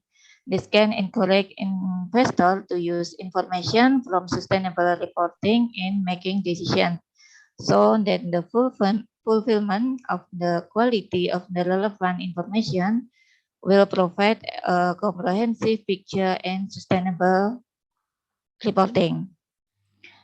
Cesaria and Basuki Research 2017 connect three dimensions of sustainable to the financial performance of company in Indonesia.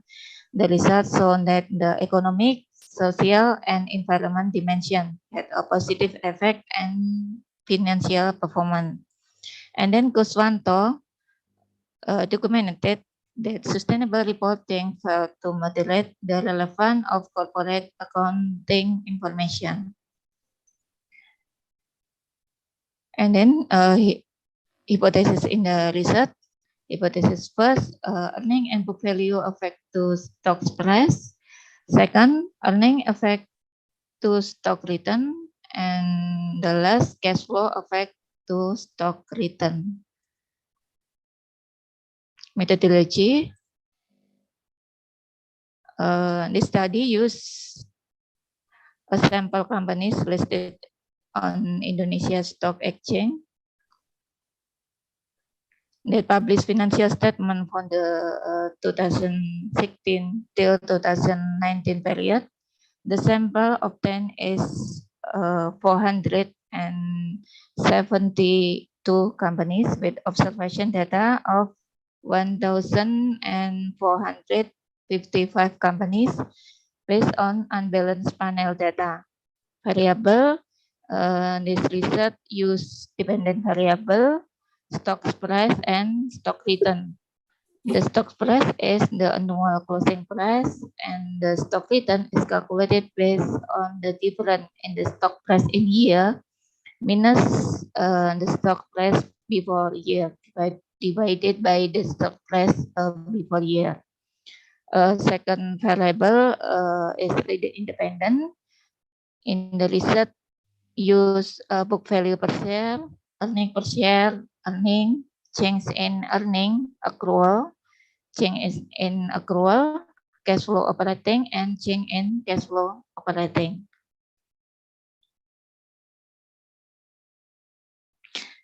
Research and discussion. The first, the research about descriptive statistic, we use variable, and this so mean, median, maximum, and minimum value. Yes. And then about empirical research. Empirical research, we use three equations. The first equation about the relevant book value and earning per share. Book value and earning per share use significant value with R square 11.8%. Yes, and then equation first use about increasing book value and earning per share can affect the price in Indonesian stock exchange. And then we use control variable, return on equity, size, debt asset to ratio, and result. So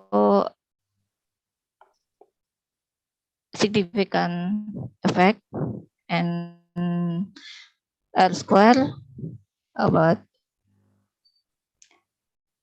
16.9%. And then robustness test to equation 2 and equation 3, so that book value earning per share, book value per share and earning per share, and also equation 2 and equation 3, so significant value. This equation 2 about earning and increasing accrual and cash flow, and equation 3. And then discussion, sustainable finance is an effort to improve the company's sustainable reporting that can be used as a basis for comprehensive decision making by considering economic, social, and environment factors. So it takes a study of the element that can be included in financial sustainability, including company financial information that is associated with measuring the value of the relevant of information. The test results show that the company accounting information can be used as a tool to predict the value of the company, which is reflected in the price and stock return, so that the measurement model of the value of relevant of information can be used a predictive model that provide information about the economic condition of the economy in the future, so that is expected to provide an overview of the company condition in sustainable manner. The last conclusion, this research conclusion, the three model use the relevant of book value, earning, and cash flow affect stock price and return. The result of the study support previous result, and empirical test evidence can be used as a reference to consider accounting information such as book value, earning, accrual, and cash flow in the framework of sustainable financial reporting. As for this research, there are still limitations because it has not included the application of sustainable finance in the analysis, because the implementation in Indonesia is still the early stage, so that completeness has not been obtained. Thank you very much for your attention.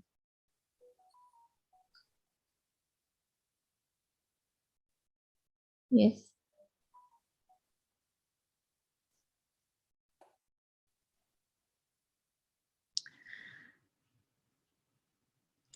Thank you so much.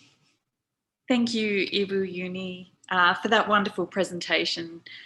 It's useful to consider the connection between different accounting information sets and how they can support performance. As you've pointed out, they can really assist in all sorts of decision-making, including around environmental and social outcomes. So thank you so much for your presentation. I'd like to now turn to the first of our panelists today, Park Henry Blass. Park Henry joined the Global Infrastructure Hub in July 2020 as Chief Content Officer, and leads the strategy and delivery of content initiatives and research for the hub. Prior to joining the Global Infrastructure Hub, Park Henry was the Resilience Finance Lead and acting COO for the Global Resilient Cities Network, an initiative across 100 cities pioneered by the Rockefeller Foundation. Park Henry has also held a series of lead infrastructure advisory roles across Asia, Europe, and North America. Henry holds a Master of Science of Civil Engineering from ENTPE, France, and a Masters of Science from New York University. I'll hand over to you now, Park Henry. We're really looking forward to hearing your comments and thoughts on the research that we've all just had the pleasure of listening to. But we'd also be interested in your own thoughts and views about some of the challenges and opportunities that we're facing as we seek to establish really robust, sustainable financing frameworks. Thank you. Thank you, Christy. Can you hear me well? Yes, that's great. Perfect. Thank you, and thanks to all the presenter before. Those were very insightful and interesting presentation. So I've been, as Christy was saying, I've been asked to provide some global context on the work that the G20 is currently doing around sustainable finance, and also link some of the key issues that were discussed in the different papers and presentation to global trends when it comes to infrastructure, because that's what we do. So I must say, as an organization, we don't necessarily cover some of the very technical subject presented by the expert just before, but I think some of the trends that we'll go through could be quite relevant. So I'll just go through some slide very quickly, and let me know whether that works. Okay, I'm just going to go full screen. All right. Apologies, it always take a bit of time to get started on those.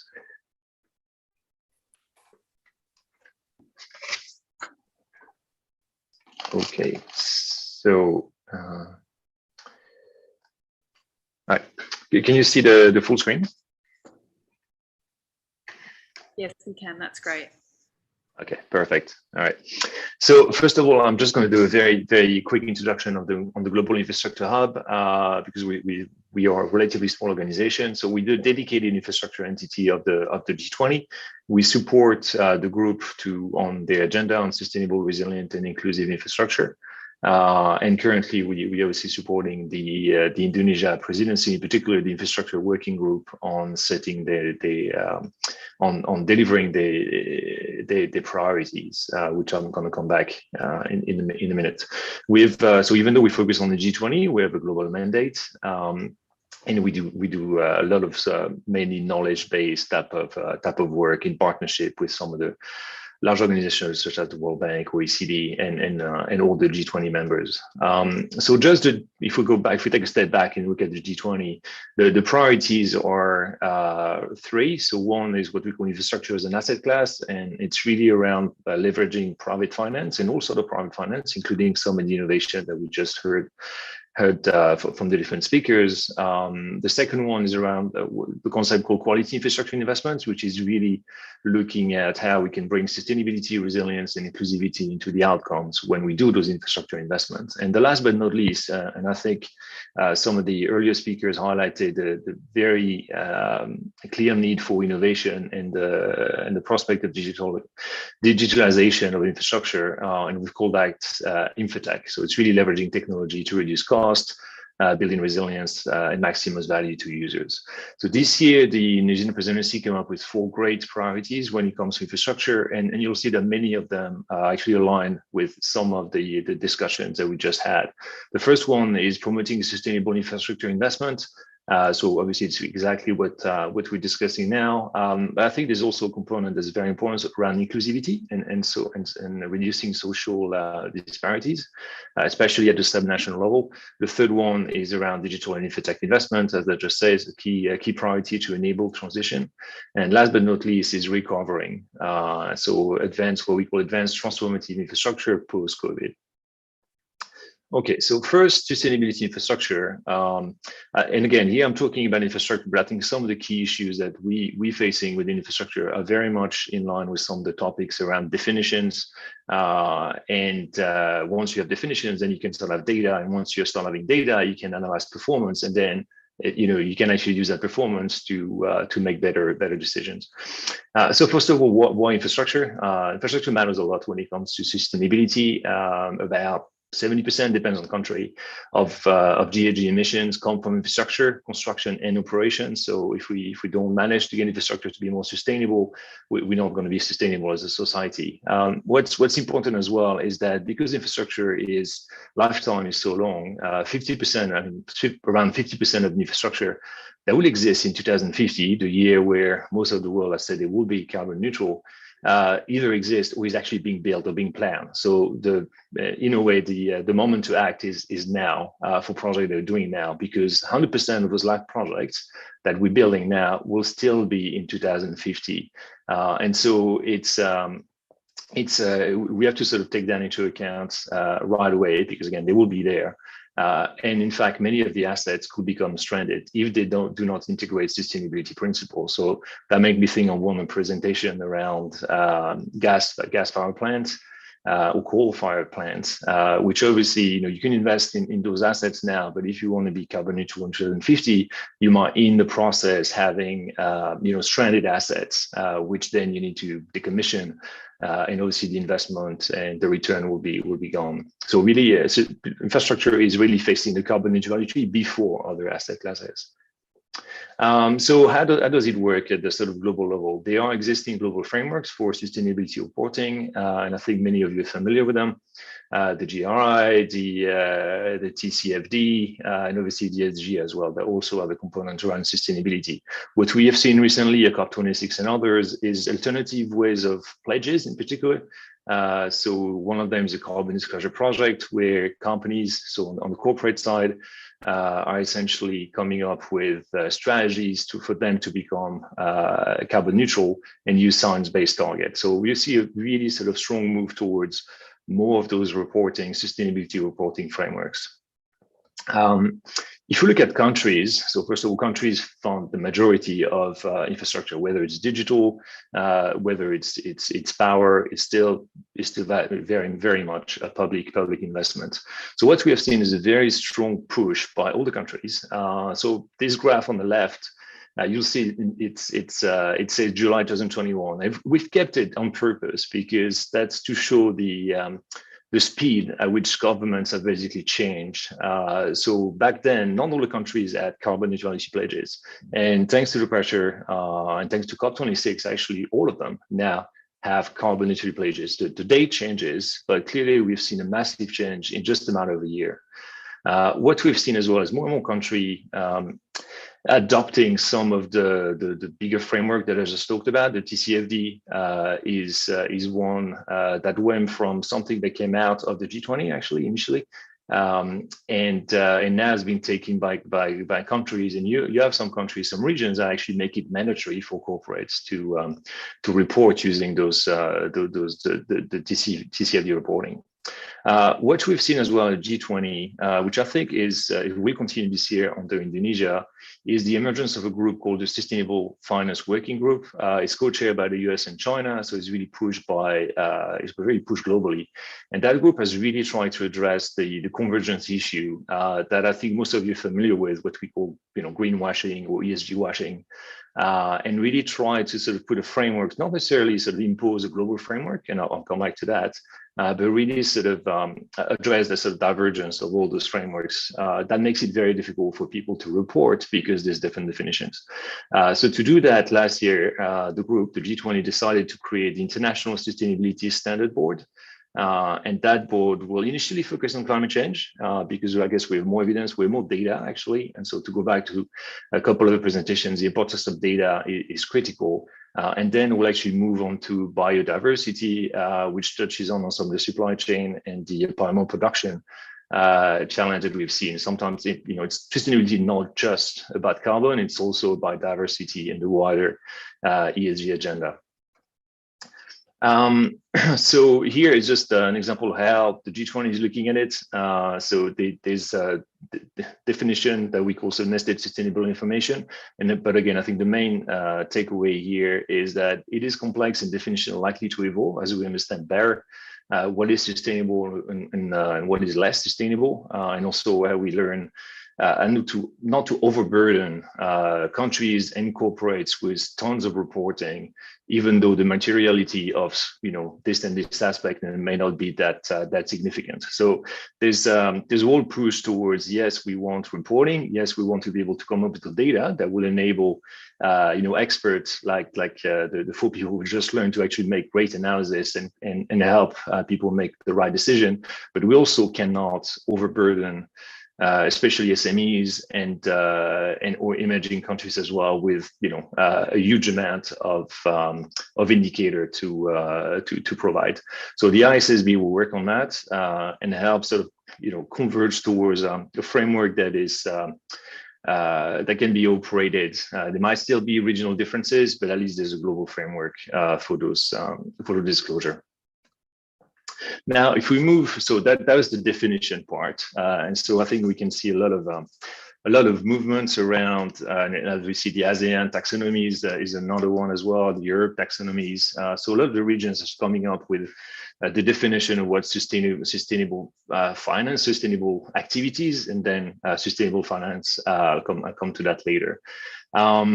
So when we look at the private sector, so the question is, do that work at the private sector? The fact that you start having all those disclosures, and the answer is that by far and large, especially when you look at infrastructure organization, what we call the ESG corporate score have increased significantly throughout the regions. In Asia in particular, as you can see on this graph. So compared to the typical average corporate infrastructure companies are scoring way higher, and especially when it comes to environment. So environment is becoming an absolutely critical part of any infrastructure project approval when it comes to the private sector. It's going to be extremely difficult going forward to get infrastructure projects that don't address any environmental issues, and I think that's where some of the alternative that we heard that will sort of accelerate renewables, etc. Will actually find a lot more willing investors than others. So those are the scores, and I'll see, and we'll talk about later as to whether that actually change things on the ground. So what we're seeing, so those are corporate ratings. What we're seeing as well as the emergence of corporates is more like principles, but there's also the emergence of asset level ratings, and obviously those need to look at the actual performance, and they need to cover environment, but also resilience, social aspect, and governance. At the moment, it's fair to say there's also a lot of different ones, a lot of different frameworks. And so the G20 and other are working towards sort of coming up with a more aligned definition of what a sustainable asset actually means, besides sustainable governance, etc. One example is something that's been done in Europe. It's called Fast Infra. Is actually building on different existing standards, not necessarily reinventing the wheel. And I think when we look at ASEAN, I think it's going to be very important for the region to sort of not necessarily align, but at least align with some of the broader framework globally, and not reinventing the wheel when it comes to infrastructure assets, because otherwise it's going to be extremely difficult to get foreign investors to actually come in because they will be using another set of standards. And we can see that the organization, the corporates, are actually putting a lot of efforts into those assets. So this is data from GRESB. They don't have all the assets. The number of assets that people are registering with them is increasing over time, and the performance of those assets on a sustainability basis is increasing significantly, which means that when people start rating, when corporates start rating their assets, they actually continue to spend in those assets in order to increase their sustainable value, if you want. And obviously, the investors are following that up. Now, so those are definitions and those are trends in disclosure and data. And we have seen that data is actually critical because, again, without that, we can't really sort of analyze and make better decisions. So I'm just going to go very quickly through, okay, beyond definition, beyond announcements, what is it that's actually happening on the ground? So first of all, governments, as I say, are by far and large the biggest investor in infrastructure. And what we've seen after COVID is that they've actually used infrastructure more and more as a way to recover. So we worked with the G20 and all the different economies last year to build something that's called the Infra Tracker and actually track all the infrastructure investment as a stimulus across the G20 country.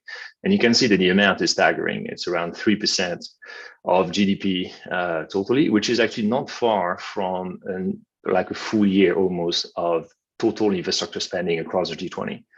So if you assume it's between 2 and 3 years to actually deliver it, that means that all of a sudden G20 has pumped 50% more investment in infrastructure going forward. Now, when you look at this type of investment, that's where things become interesting when it comes to sustainability in general, is that unlike if you go back to 2009, I think very much all the infrastructure packages were directed towards creation of jobs. And I think what we've seen is that the vast majority of those packages have actually focused on climate and environment also, on equity and also innovation, so obviously including digital, etc. But you can see climate and environment being the biggest part. So that means that governments, compared to maybe 10 years ago, are actually not only doing stimulus for the sake of creating jobs, but also to really transition the entire economy towards more sustainability. So here there's some, so again, obviously all the stimulus we're targeting job creation and economic growth. But what we have seen is that in half the case, they were also targeting something else. And among that, environment and sustainability was actually a staggering 40%, which is great sign. Again, 10 years ago, that wasn't the case at all. So when it comes interesting as well is that within that, when it comes to infrastructure as an example, I think there's a realization as well that it's not just about the energy transition. And I think I really like the first topic that was focused on supply chain, because that's really something that's becoming important. The energy transition, so going all the way to renewables, will only achieve 55% of where we need to be by 2050 to be carbon neutral. And so I think there's an impediment right now to look at the other aspects, whether it's supply chain or in the case of infrastructure, what we call circularity. So if we look at what we call circular infrastructure, we see that yes, renewables will still be very important, especially when it comes to buildings. Electric vehicles will be very important. Those are kind of like the visible part of the iceberg, if you want. But we also had a lot of needs around hydrogen, carbon capture, process technology, and construction in general. So the operation again is only one part of what you need to achieve, and everything that we call embedded carbon, which is around the manufacturing, construction, etc., are things that are being decided now. And once those assets are built, that's it. The embedded carbon is there. So we really need to integrate all those different aspects and not only concentrate on renewables and the energy transition. So that's where looking at supply chain and other aspects is critical, and also obviously on. Obviously the energy transition is still very important, and that's where some of the solutions that were touched on to store that energy that's produced are also equally important. Since the other topic we'll see is finance. So governments are only they are the biggest investor out there. And the MDBs have also completely changed their focus not that they were not focusing on climate change, but now they really almost 100% of their work will need to focused on climate finance, and we can see it's enormous opportunity for emerging economies because that number will continue to go up. And obviously, if you want to have higher chance of getting a project financed by MDBs, obviously the climate aspect will become extremely important. Now, if we go to the new or the innovative type of finance instruments, and obviously we had a very interesting presentation on the Sharia instruments. But what we've seen is that the sustainable finance instruments interest has increased dramatically. You probably have all seen those graphs. They're not specific to infrastructure, and we can see that sustainability-linked bonds, social bonds, green bonds have really increased dramatically over the past even 2-3 years.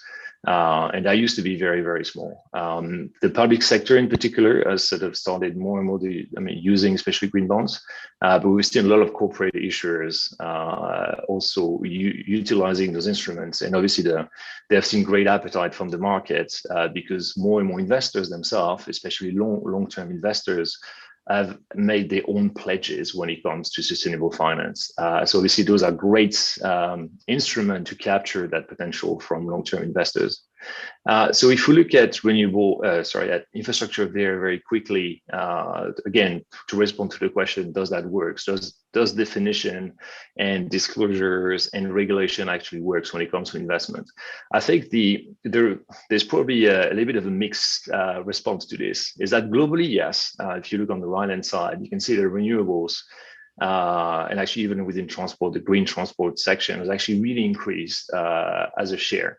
So if we look at the total investment for like the large project funded by private sector, renewables are king at the moment because investors see a high value, obviously, but also clear trajectory going forward.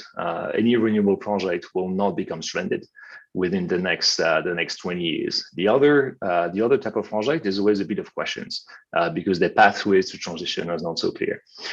So globally, the answer is yes. I think when we look at emerging country, and on the left side you see emerging Asia, yes, renewables are also increasing as a share, but there's still issues in creating the pipeline for those projects, those opportunities to bring private sector in.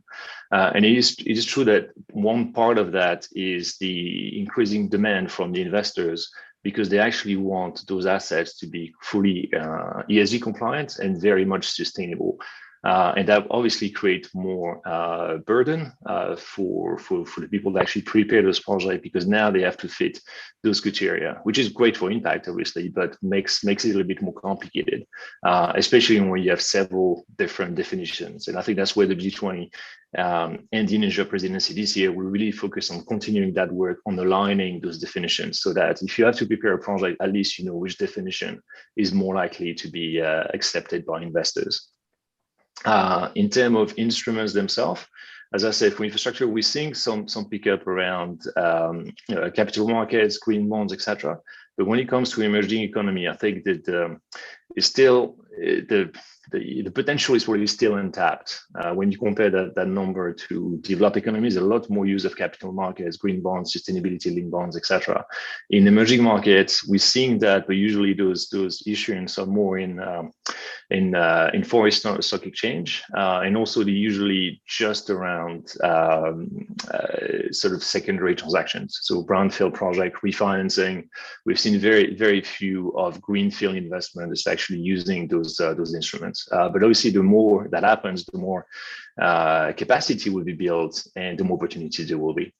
And I'm going to finish on, I think, one topic that was covered, comparing the mutual fund performance. I think in the last presentation as well is the importance of once we have those definitions and once we start having common definition, we can then start comparing performance over time, and that's really where things become very convincing.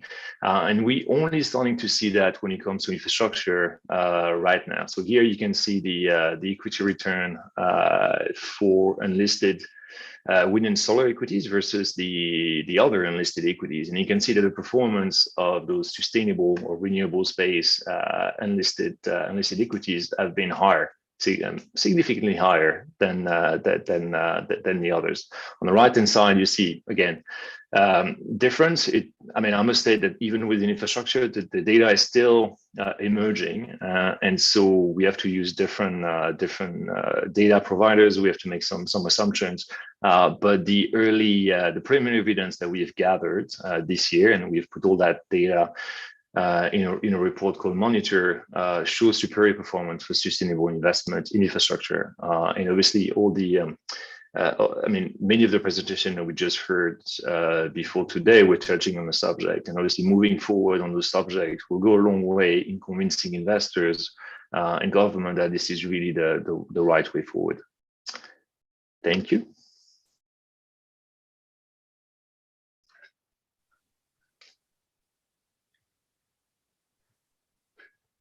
Thank you so much, Henry. That was a fascinating presentation and really a great way for us to come up to speed on exactly what's happening in the G20 and the very clear intersection between the infrastructure work and the sustainable financing work. And I know you were involved in both working groups in recent times. And it's wonderful to think about how that G20 agenda is going to spread across into the ASEAN chairmanship in 2023. You made a couple of points that really stood out to me, particularly about making the sustainability of reporting and balancing that trade-off between policymakers and researchers, such as the panel that we've had today, really being hungry for data and information, but us having to balance that against the compliance costs that we impose on business and the sector in general. So that was really fascinating. And the infra tracker is just going to be such a great tool, isn't it, in terms of the sheer breadth of information that will give to us for sort of policy making as we go forward. I'm going to turn now to our second panellist, Professor Nawar Azam Ashani. We're really very privileged to have Professor Nawar with us today. He's a professor of economics who is expert in the fields of econometrics, banking and finance, and international economic relations. He's the Dean of the School of Business at EPB University. He's also the head of the Indonesian Economists Association. Professor Nawar also has experience with our regulator, and he's a member of the Fit and Proper team at OJK, and also serves as a faculty member of the Bank Indonesia Institute. Professor Nawar worked as a senior economist at the World Food Programme and with the United Nations in 2017 and 2018. Professor Nawar, you bring so many perspectives to this conversation, obviously an economic and academic perspective, but also the very important perspective of considerations that a regulator might have, whether it's OJK or BI, in thinking about some of these very important issues around sustainable financing. So, Professor, we're all very excited to hear your comments today and your own thoughts and reflections on sustainable finance. I'll give the screen to you. Thank you so much. Okay, thank you, Ms. Christy Baker, for the time. As we learned that Mr. Plus has already mentioned on sustainable finance and structure globally in the G20, and now I will come to the more detailed and technical aspect concerning the four paper, so that we can publish the paper properly later. Let me share my presentation, my notes. Okay, can you see my PPT?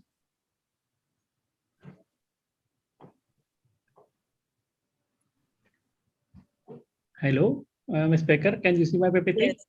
Yes, we can see it. Thank you. Okay. Okay. Again, thanks for the time. The first time, I would congratulate all the four presenters for the good presentation, and hopefully we can make an improvement so that we can publish later. all the paper, I think, dealing with sustainable finance in different perspective from palm oil issue to accounting information. But I think the relationship to the sustainable finance, especially in the contribution toward ASEAN chairmanship in 2020, should be noted more and clearly, because there is no, I think, or very limited concern about this chairmanship.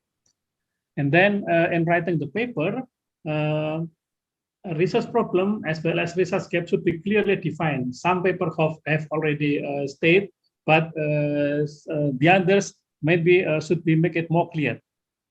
And moreover, the reference is one of the most important aspect in writing paper. I think all the papers should cite it and elaborate more relevant paper, because some of the paper cited only, for example, in the paper 3, only cited for reference. It is very limited, I think. So it should be added more and more relevant paper. And then what is the scientific contribution or the policy implication of the paper should be noted or added at the end of the paper. It is the overall comment for all the 4 papers. And then let me come to the detailed comment about each paper. For the first paper concerning green supply chain management from Ropiah to Adawiyah and all the team, I would say that the problem as the scope of the research are clear enough. But in the text, in the introduction, it is not clearly defined the approach to solving the problem. What solution does this paper offer? It should be clearly stated. And then concerning the material and method, the author are encouraged to state the source of the data, for example, from Scopus, from website, or from other resource of data. It is not mentioned clearly. And then the organization of the method should be explained further. I mean more clearly, so that other people or the readers can read it later and can be repeated for the next paper by the other authors. Concerning the discussion, I think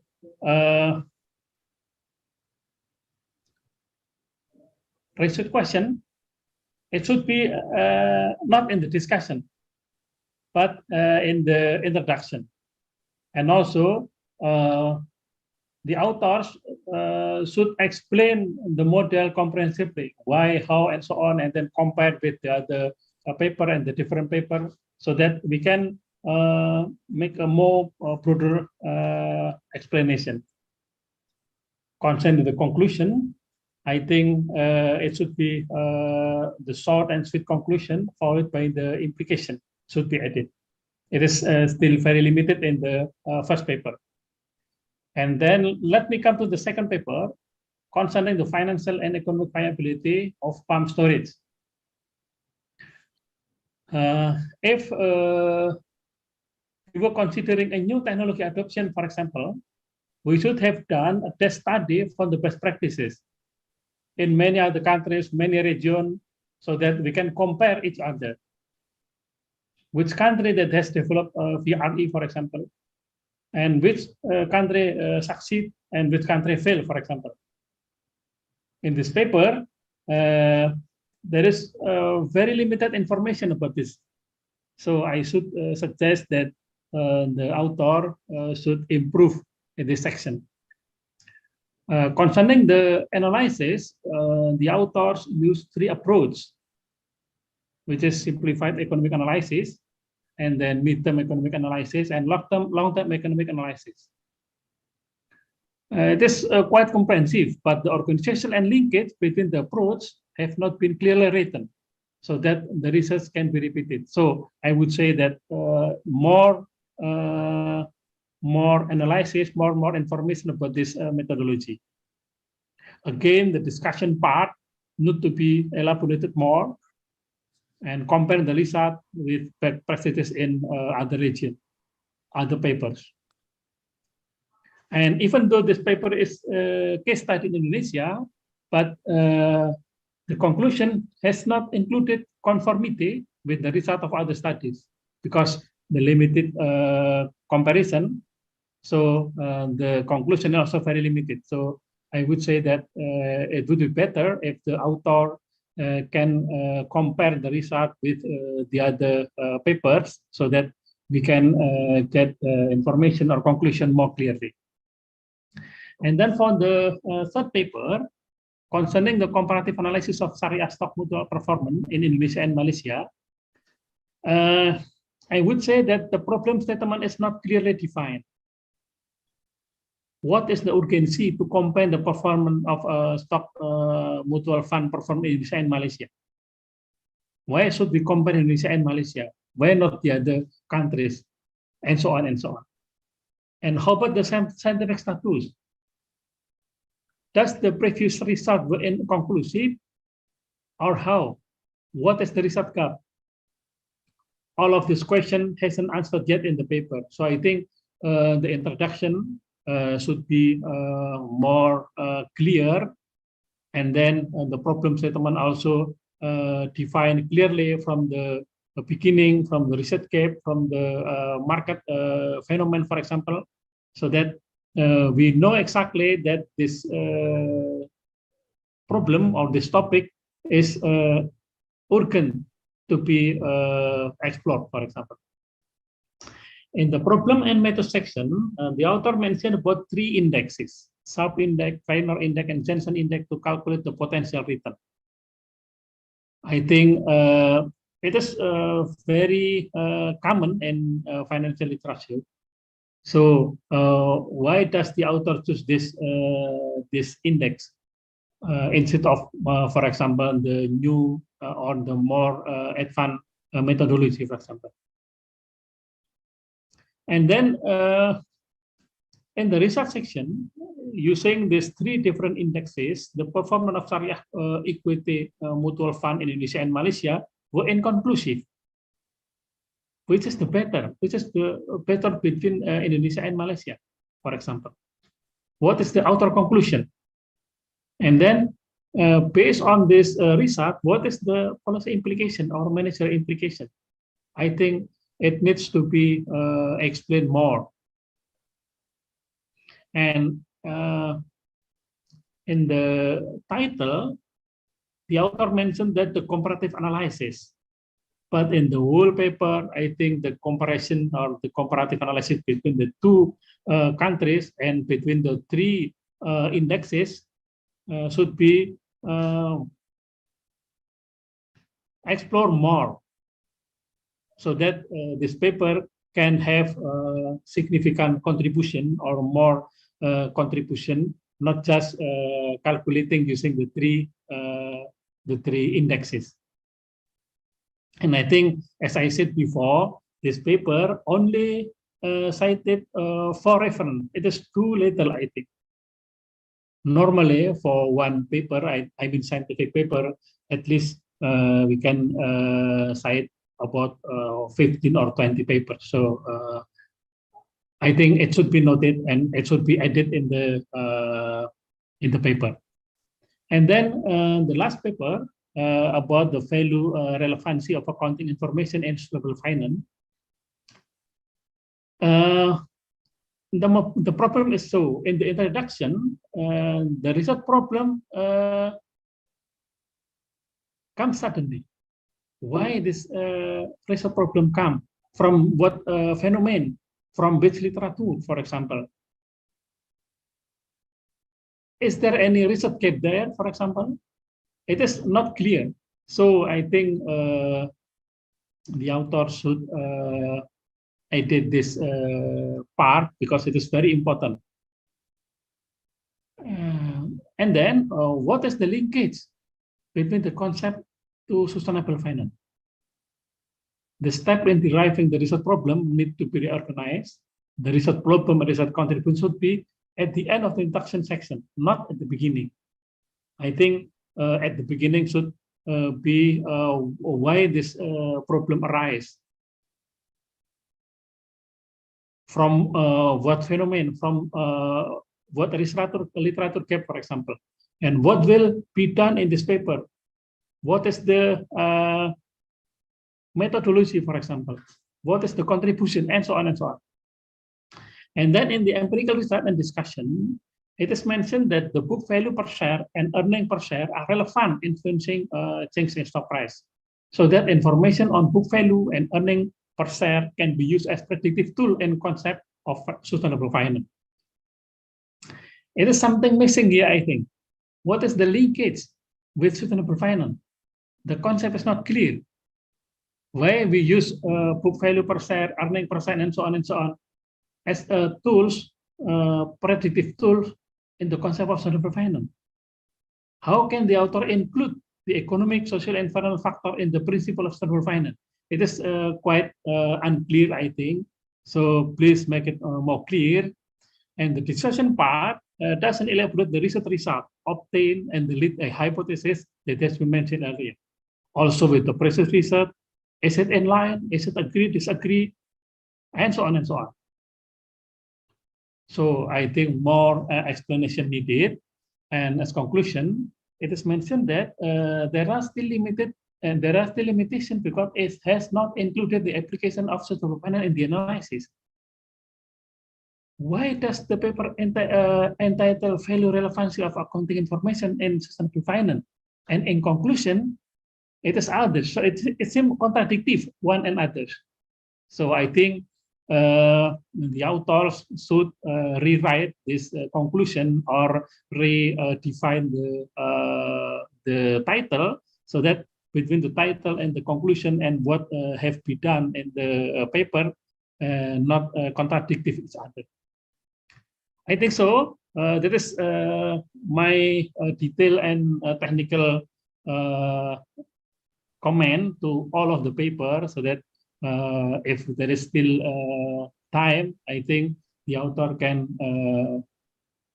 upgrade or can revise the paper so that the publication later, the paper will be a nice paper. I think so.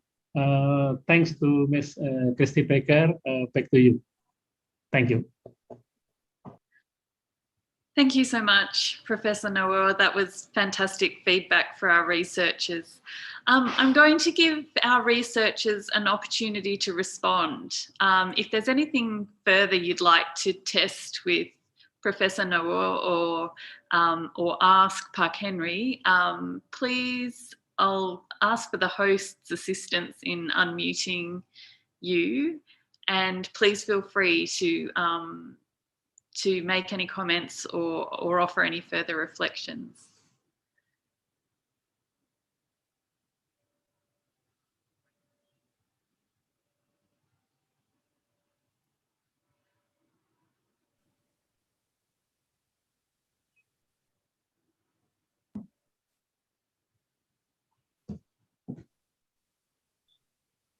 Any comments or questions from our researchers?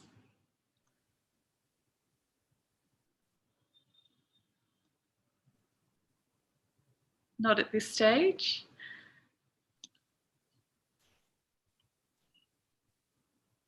Okay, I think then we can move into our Q&A session.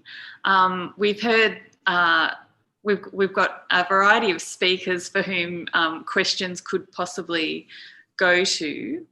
I'm not sure if we're going to put the questions on the screen.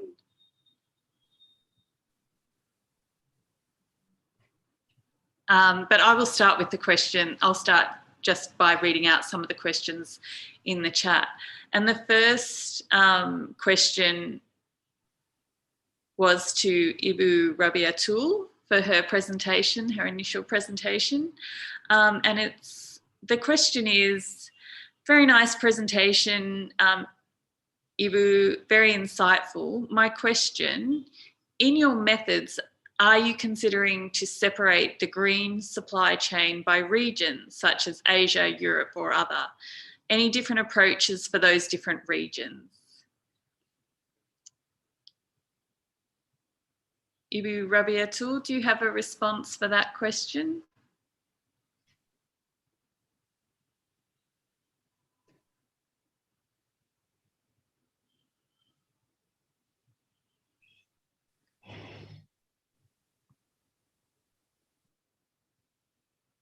We might.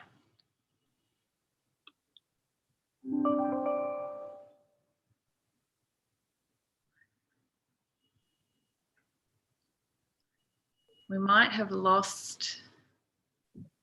Oh no, there she is.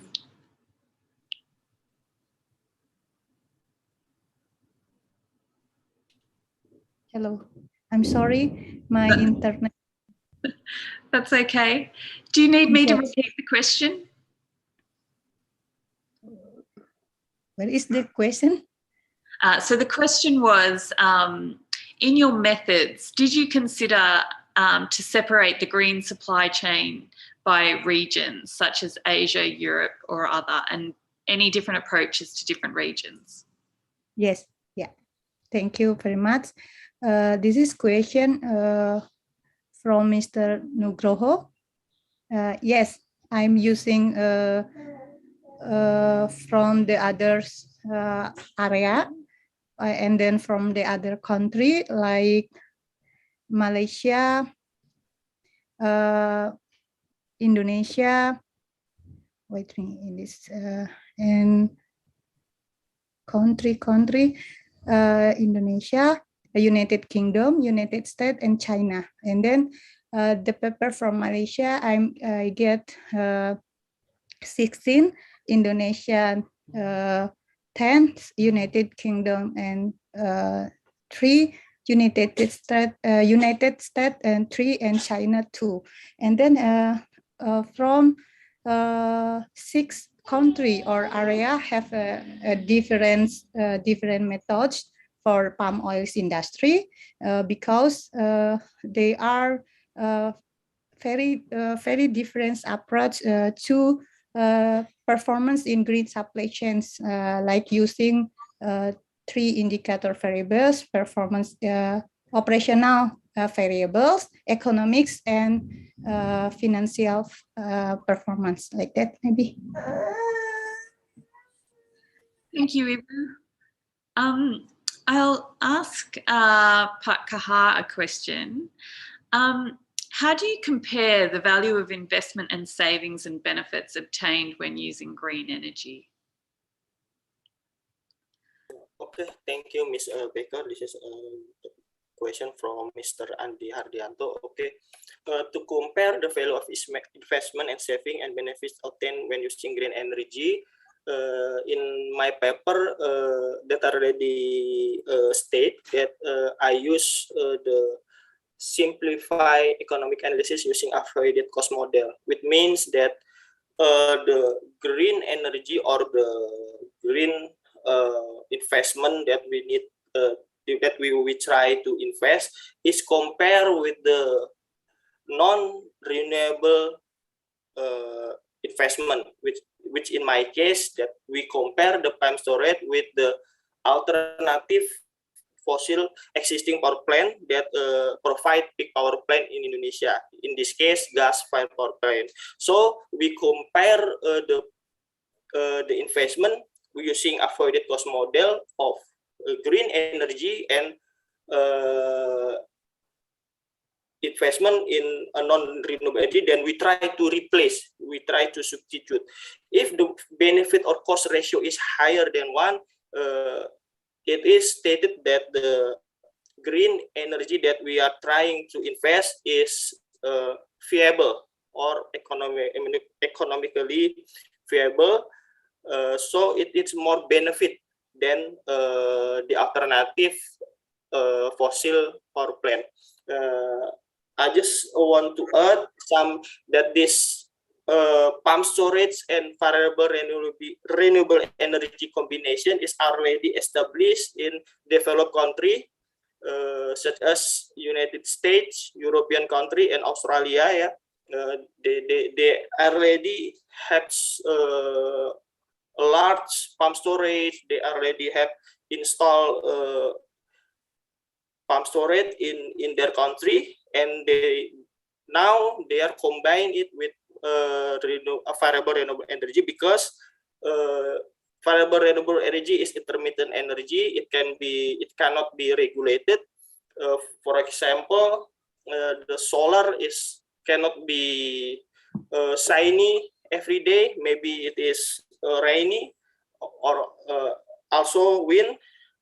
So a very good combination is already in practice. It is already best practice in a developed country. Thank you. I think it is enough. Yeah, you can see in my paper that I use avoided cost model to compare the investment in green energy with the non-green energy. In this case, that a power plant that we try to replace. Thank you. Thank you, Pak.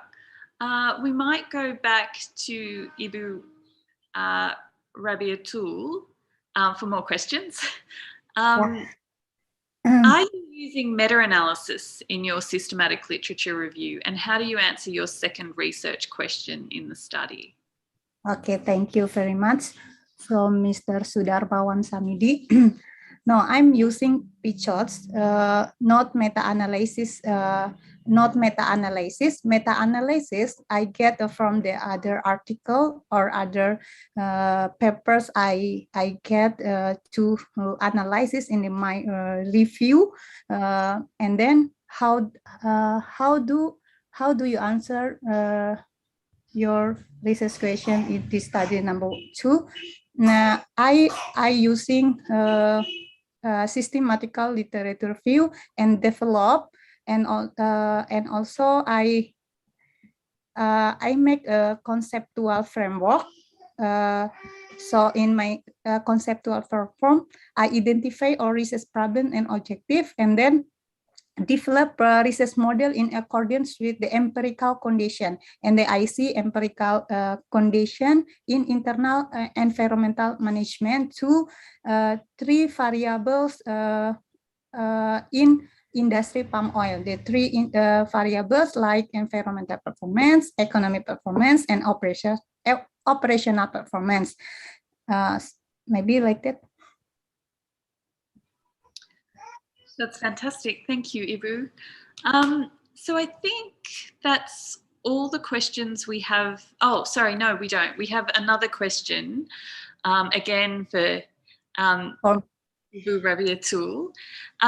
Is the green supply chain framework the same as the sustainable supply chain? If different, can you explain the difference and whether the purpose of this research supports the Sustainable Development Goal? Oh yeah. Thank you very much for the question, Mr. Andi Hardianto. I would like to try to answer. Yeah, according to me, green supply chains frameworks is not the same sustainability supply chain performance. Green supply chains is reinforced and environmental compliance while exciting supply chain management function through operational management, business partner collaboration in order to sustain supply chain efficiency. And then sustainable supply chains are business oriented, where the logistic network of a supply chain is addressed in terms of environmental risk and waste cost. Although some aspects overlap, but the two are not the same, according to me. And then whether the purpose of the research support the sustainable development goals, I think this is research very support the sustainability development goals because about the green supply chain, so it is can support the SDGs. Thank you. Thank you so much, Ibu. And I have yet another question for you. Yeah. As currently some CPO producers already have RSPO certificates, do you not think that's enough?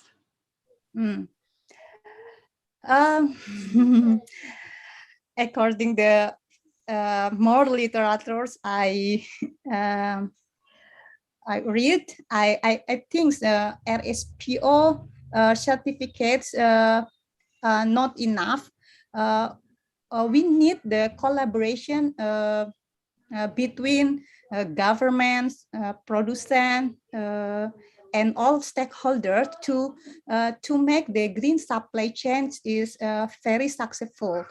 RSPO certificates in Indonesia also have the ISPO, like certification LSPO, and then LSPO must I think must have more consistent in the variable indicators to get performance to pump oil industry. I think like that. Not enough because have the collaboration for all stakeholders to make CPO producers is currently like this. I think it's like this.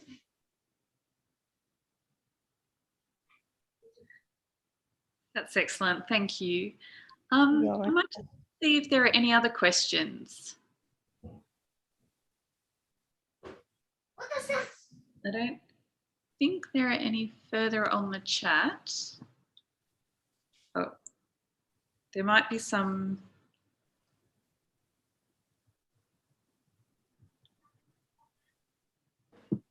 No, I think that's all the questions that we have on the chat at the moment.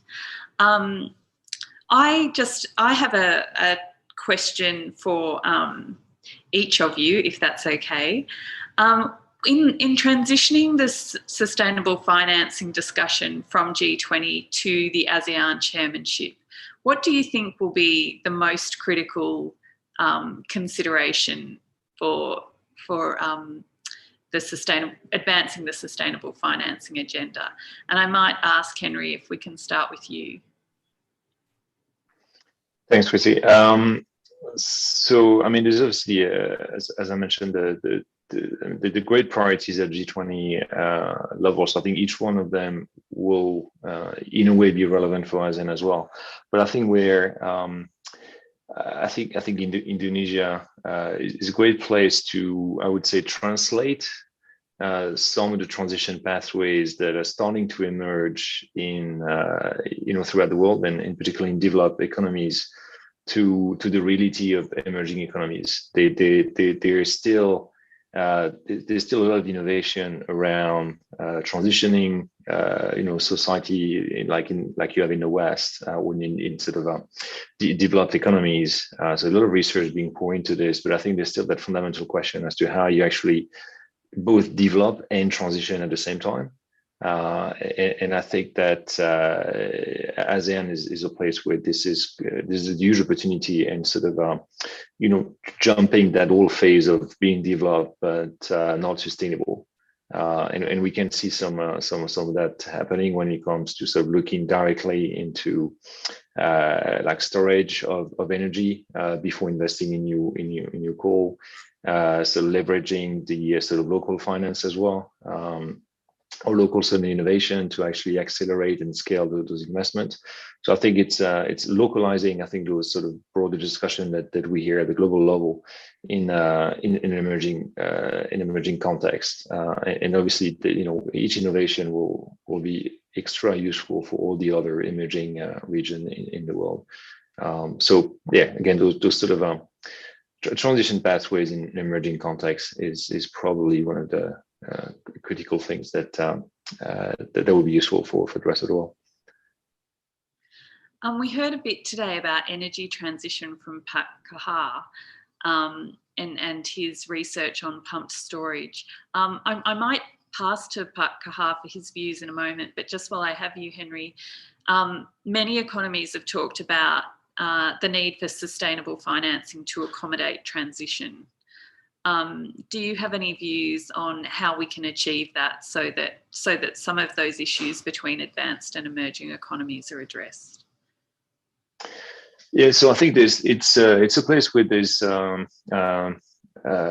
interestingly, a lot of innovation. There's I think the past year in particular, I've seen a lot of countries, MDBs, and investors themselves actually try to innovate and create what I would call platforms or instruments that create avenues for especially long-term investors to invest into almost sustainable infrastructure as an asset class. So not necessarily going down to the level of project, but creating, again, platforms. So there's a lot of discussion around creating country platforms and also the use of sort of blended finance, not necessarily at the project level, but creating facilities that sort of de-risk those type of investments, so that you can actually leverage long-term investments that is again desperate to create impact and also help those countries transition through instruments where you reduce the country risk or the fact that those investors are not in the country themselves. So I think we've seen a lot of movements towards again leveraging the all the sort of capital that is present in a developed country and applying it in a place where it actually could have like probably the highest impact, because again it can help the countries both transition and also develop at the same time. So I think we want to see more on that, and actually one of the key sub priority of that sustainable infrastructure priority that will be delivered this year under the Indonesian presidency is actually looking at those instruments and how they could be accelerated, scaled, again in order to basically match investors with actual needs. So it's definitely an area that is critical, and obviously there's the platform itself and the instruments are essential, but the definition of what is sustainable becomes critical because investors are happy to invest again in sustainable infrastructure or sustainable other things, but they need to agree on the definition in order for them not to have to go down to the project level, which in many cases they can't just because of the scale of what we're talking about. So again, definition and instruments and sort of the partners working together to create a sort of what we call blended platform for investment. I think those two elements would be absolutely critical in leveraging sustainable finance. Thank you, Henry. Pak Kahar, do you have anything to add on the importance of, I guess, access to affordable and sustainable finance for companies who are looking at transitioning to perhaps a cleaner energy source like you set out for us today with the pumped storage? Yeah, recently in this two past year, PLN already have a vision regarding the green transformation. It means that PLN trying to move from the old fossil fuel power plant to the green renewable energy. And of course, as we know that all the multilateral development banks such as ADB, IBRD, or KfW from Germany and others, all multilateral development bank, they support from coal, from gas to the renewable. So it is very easy, I think, to get the fund, to get the loan from multilateral development bank in green energy sector. In PLN itself, all of the investment in green energy such as pump storage, solar, it comes from the loan from the multilateral development bank. In this case, the IBRD or World Bank is very supportive in PLN agenda to move from for green transformation, to move from old fossil power plant to replace the coal, the gas, and substitute it with green energy. I think it is not problem for PLN to get the fund, to get the finance from the multilateral development bank, because as you already know, the cost of debt from multilateral development bank is the lowest, in terms of cost of debt. So it's very, very, very good, very great. Its benefit is very good for in terms of lowest weighted average cost of capital to get to invest in renewable energy. I think, but the problem is, I think, in policy, how we can translate this by diminishing all fossil power plant and install new renewable. I think the problem is already in policy. Thank you, Ms. Chris. Thank you so much for that answer.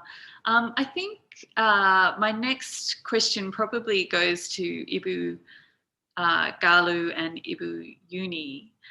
Park Henry explained to us that sustainability considerations are really important and only becoming more important for investors in infrastructure.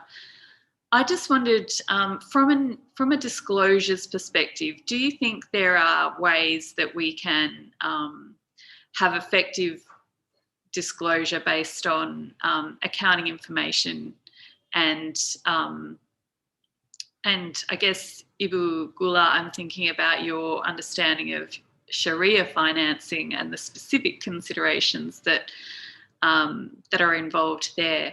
Are there any specific ways that you think we can make the reporting and disclosure of environmental risks easier for business to comply with?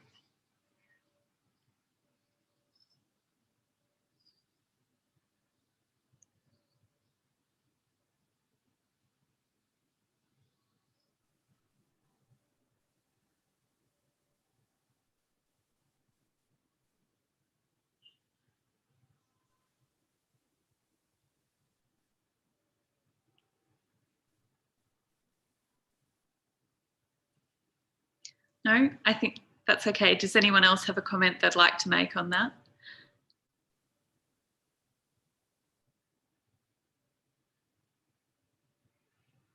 Okay. Thank you so much to all our panellists and researchers for your kind participation today. We've really valued it. I think we can probably move to the wrap-up session now. So yes, again, I'd just like to offer my sincere thanks to all of our speakers today. It's the sharing of research and knowledge in forums like this that really helps enrich our understanding and identify pathways forward for dealing with this very important issue of sustainable finance. As all of our speakers, including our keynote speakers today, have said, this issue has absolute global prominence at the moment, and the global community is coming together to really work on the best possible solutions to take forward our transition to a green and inclusive economy, and to strengthen and improve the recovery. So just to recap today, we heard from some really innovative researchers on the importance of green supply chains. And I think, Ibu, the number of questions and interest in that topic just goes to show that you're working on a really important area, and we'll be keen to see how your studies progress and how we can utilise that research further. And also, Pak Kahar, your discussion about the pump storage possibilities, and that is just so topical because of our interest and Indonesia's priority around energy transition for its G20 presidency. Ibu Gula, it was really useful to hear about an alternative form of financing and how the need to have certain investment considerations doesn't necessarily impact performance. Excuse me. That will be so important to how we think about disclosures around the environment. Excuse me. And finally, Ibu Uni, it was really interesting to hear about different types of accounting information and what they can tell us and how they can inform decision making. So thank you so much. And finally, I'd just like to give some thanks before closing the session. I'd like to thank our wonderful MC, Bar Mila. Thank you so much for your fantastic stewardship through today's discussion.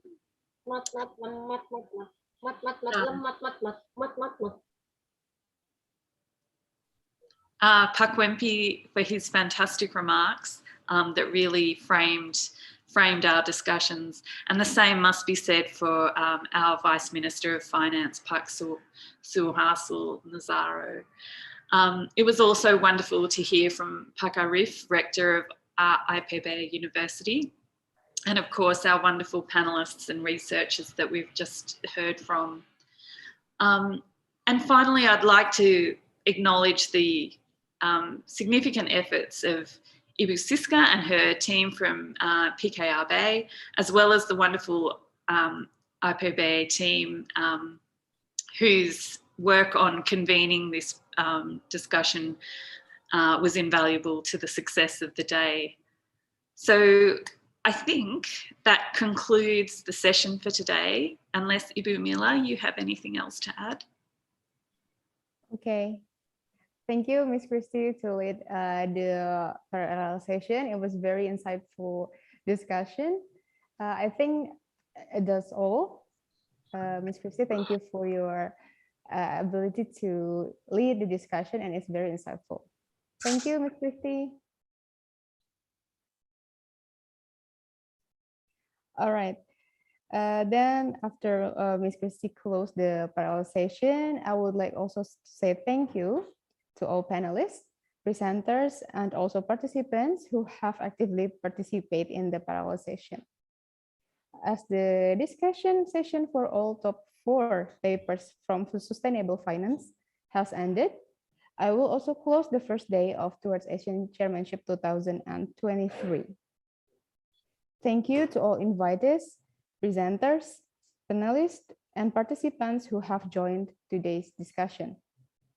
We will meet again tomorrow to discuss about papers from digital economy topic with Febrio Kacharibu, PhD, as Chairman of Fiscal Policy Agency, Ministry of Finance of Indonesia, as the keynote speaker. So I'm Mila from Towards ASEAN Chairman 2023. We'll wrap it up the first day. Good afternoon.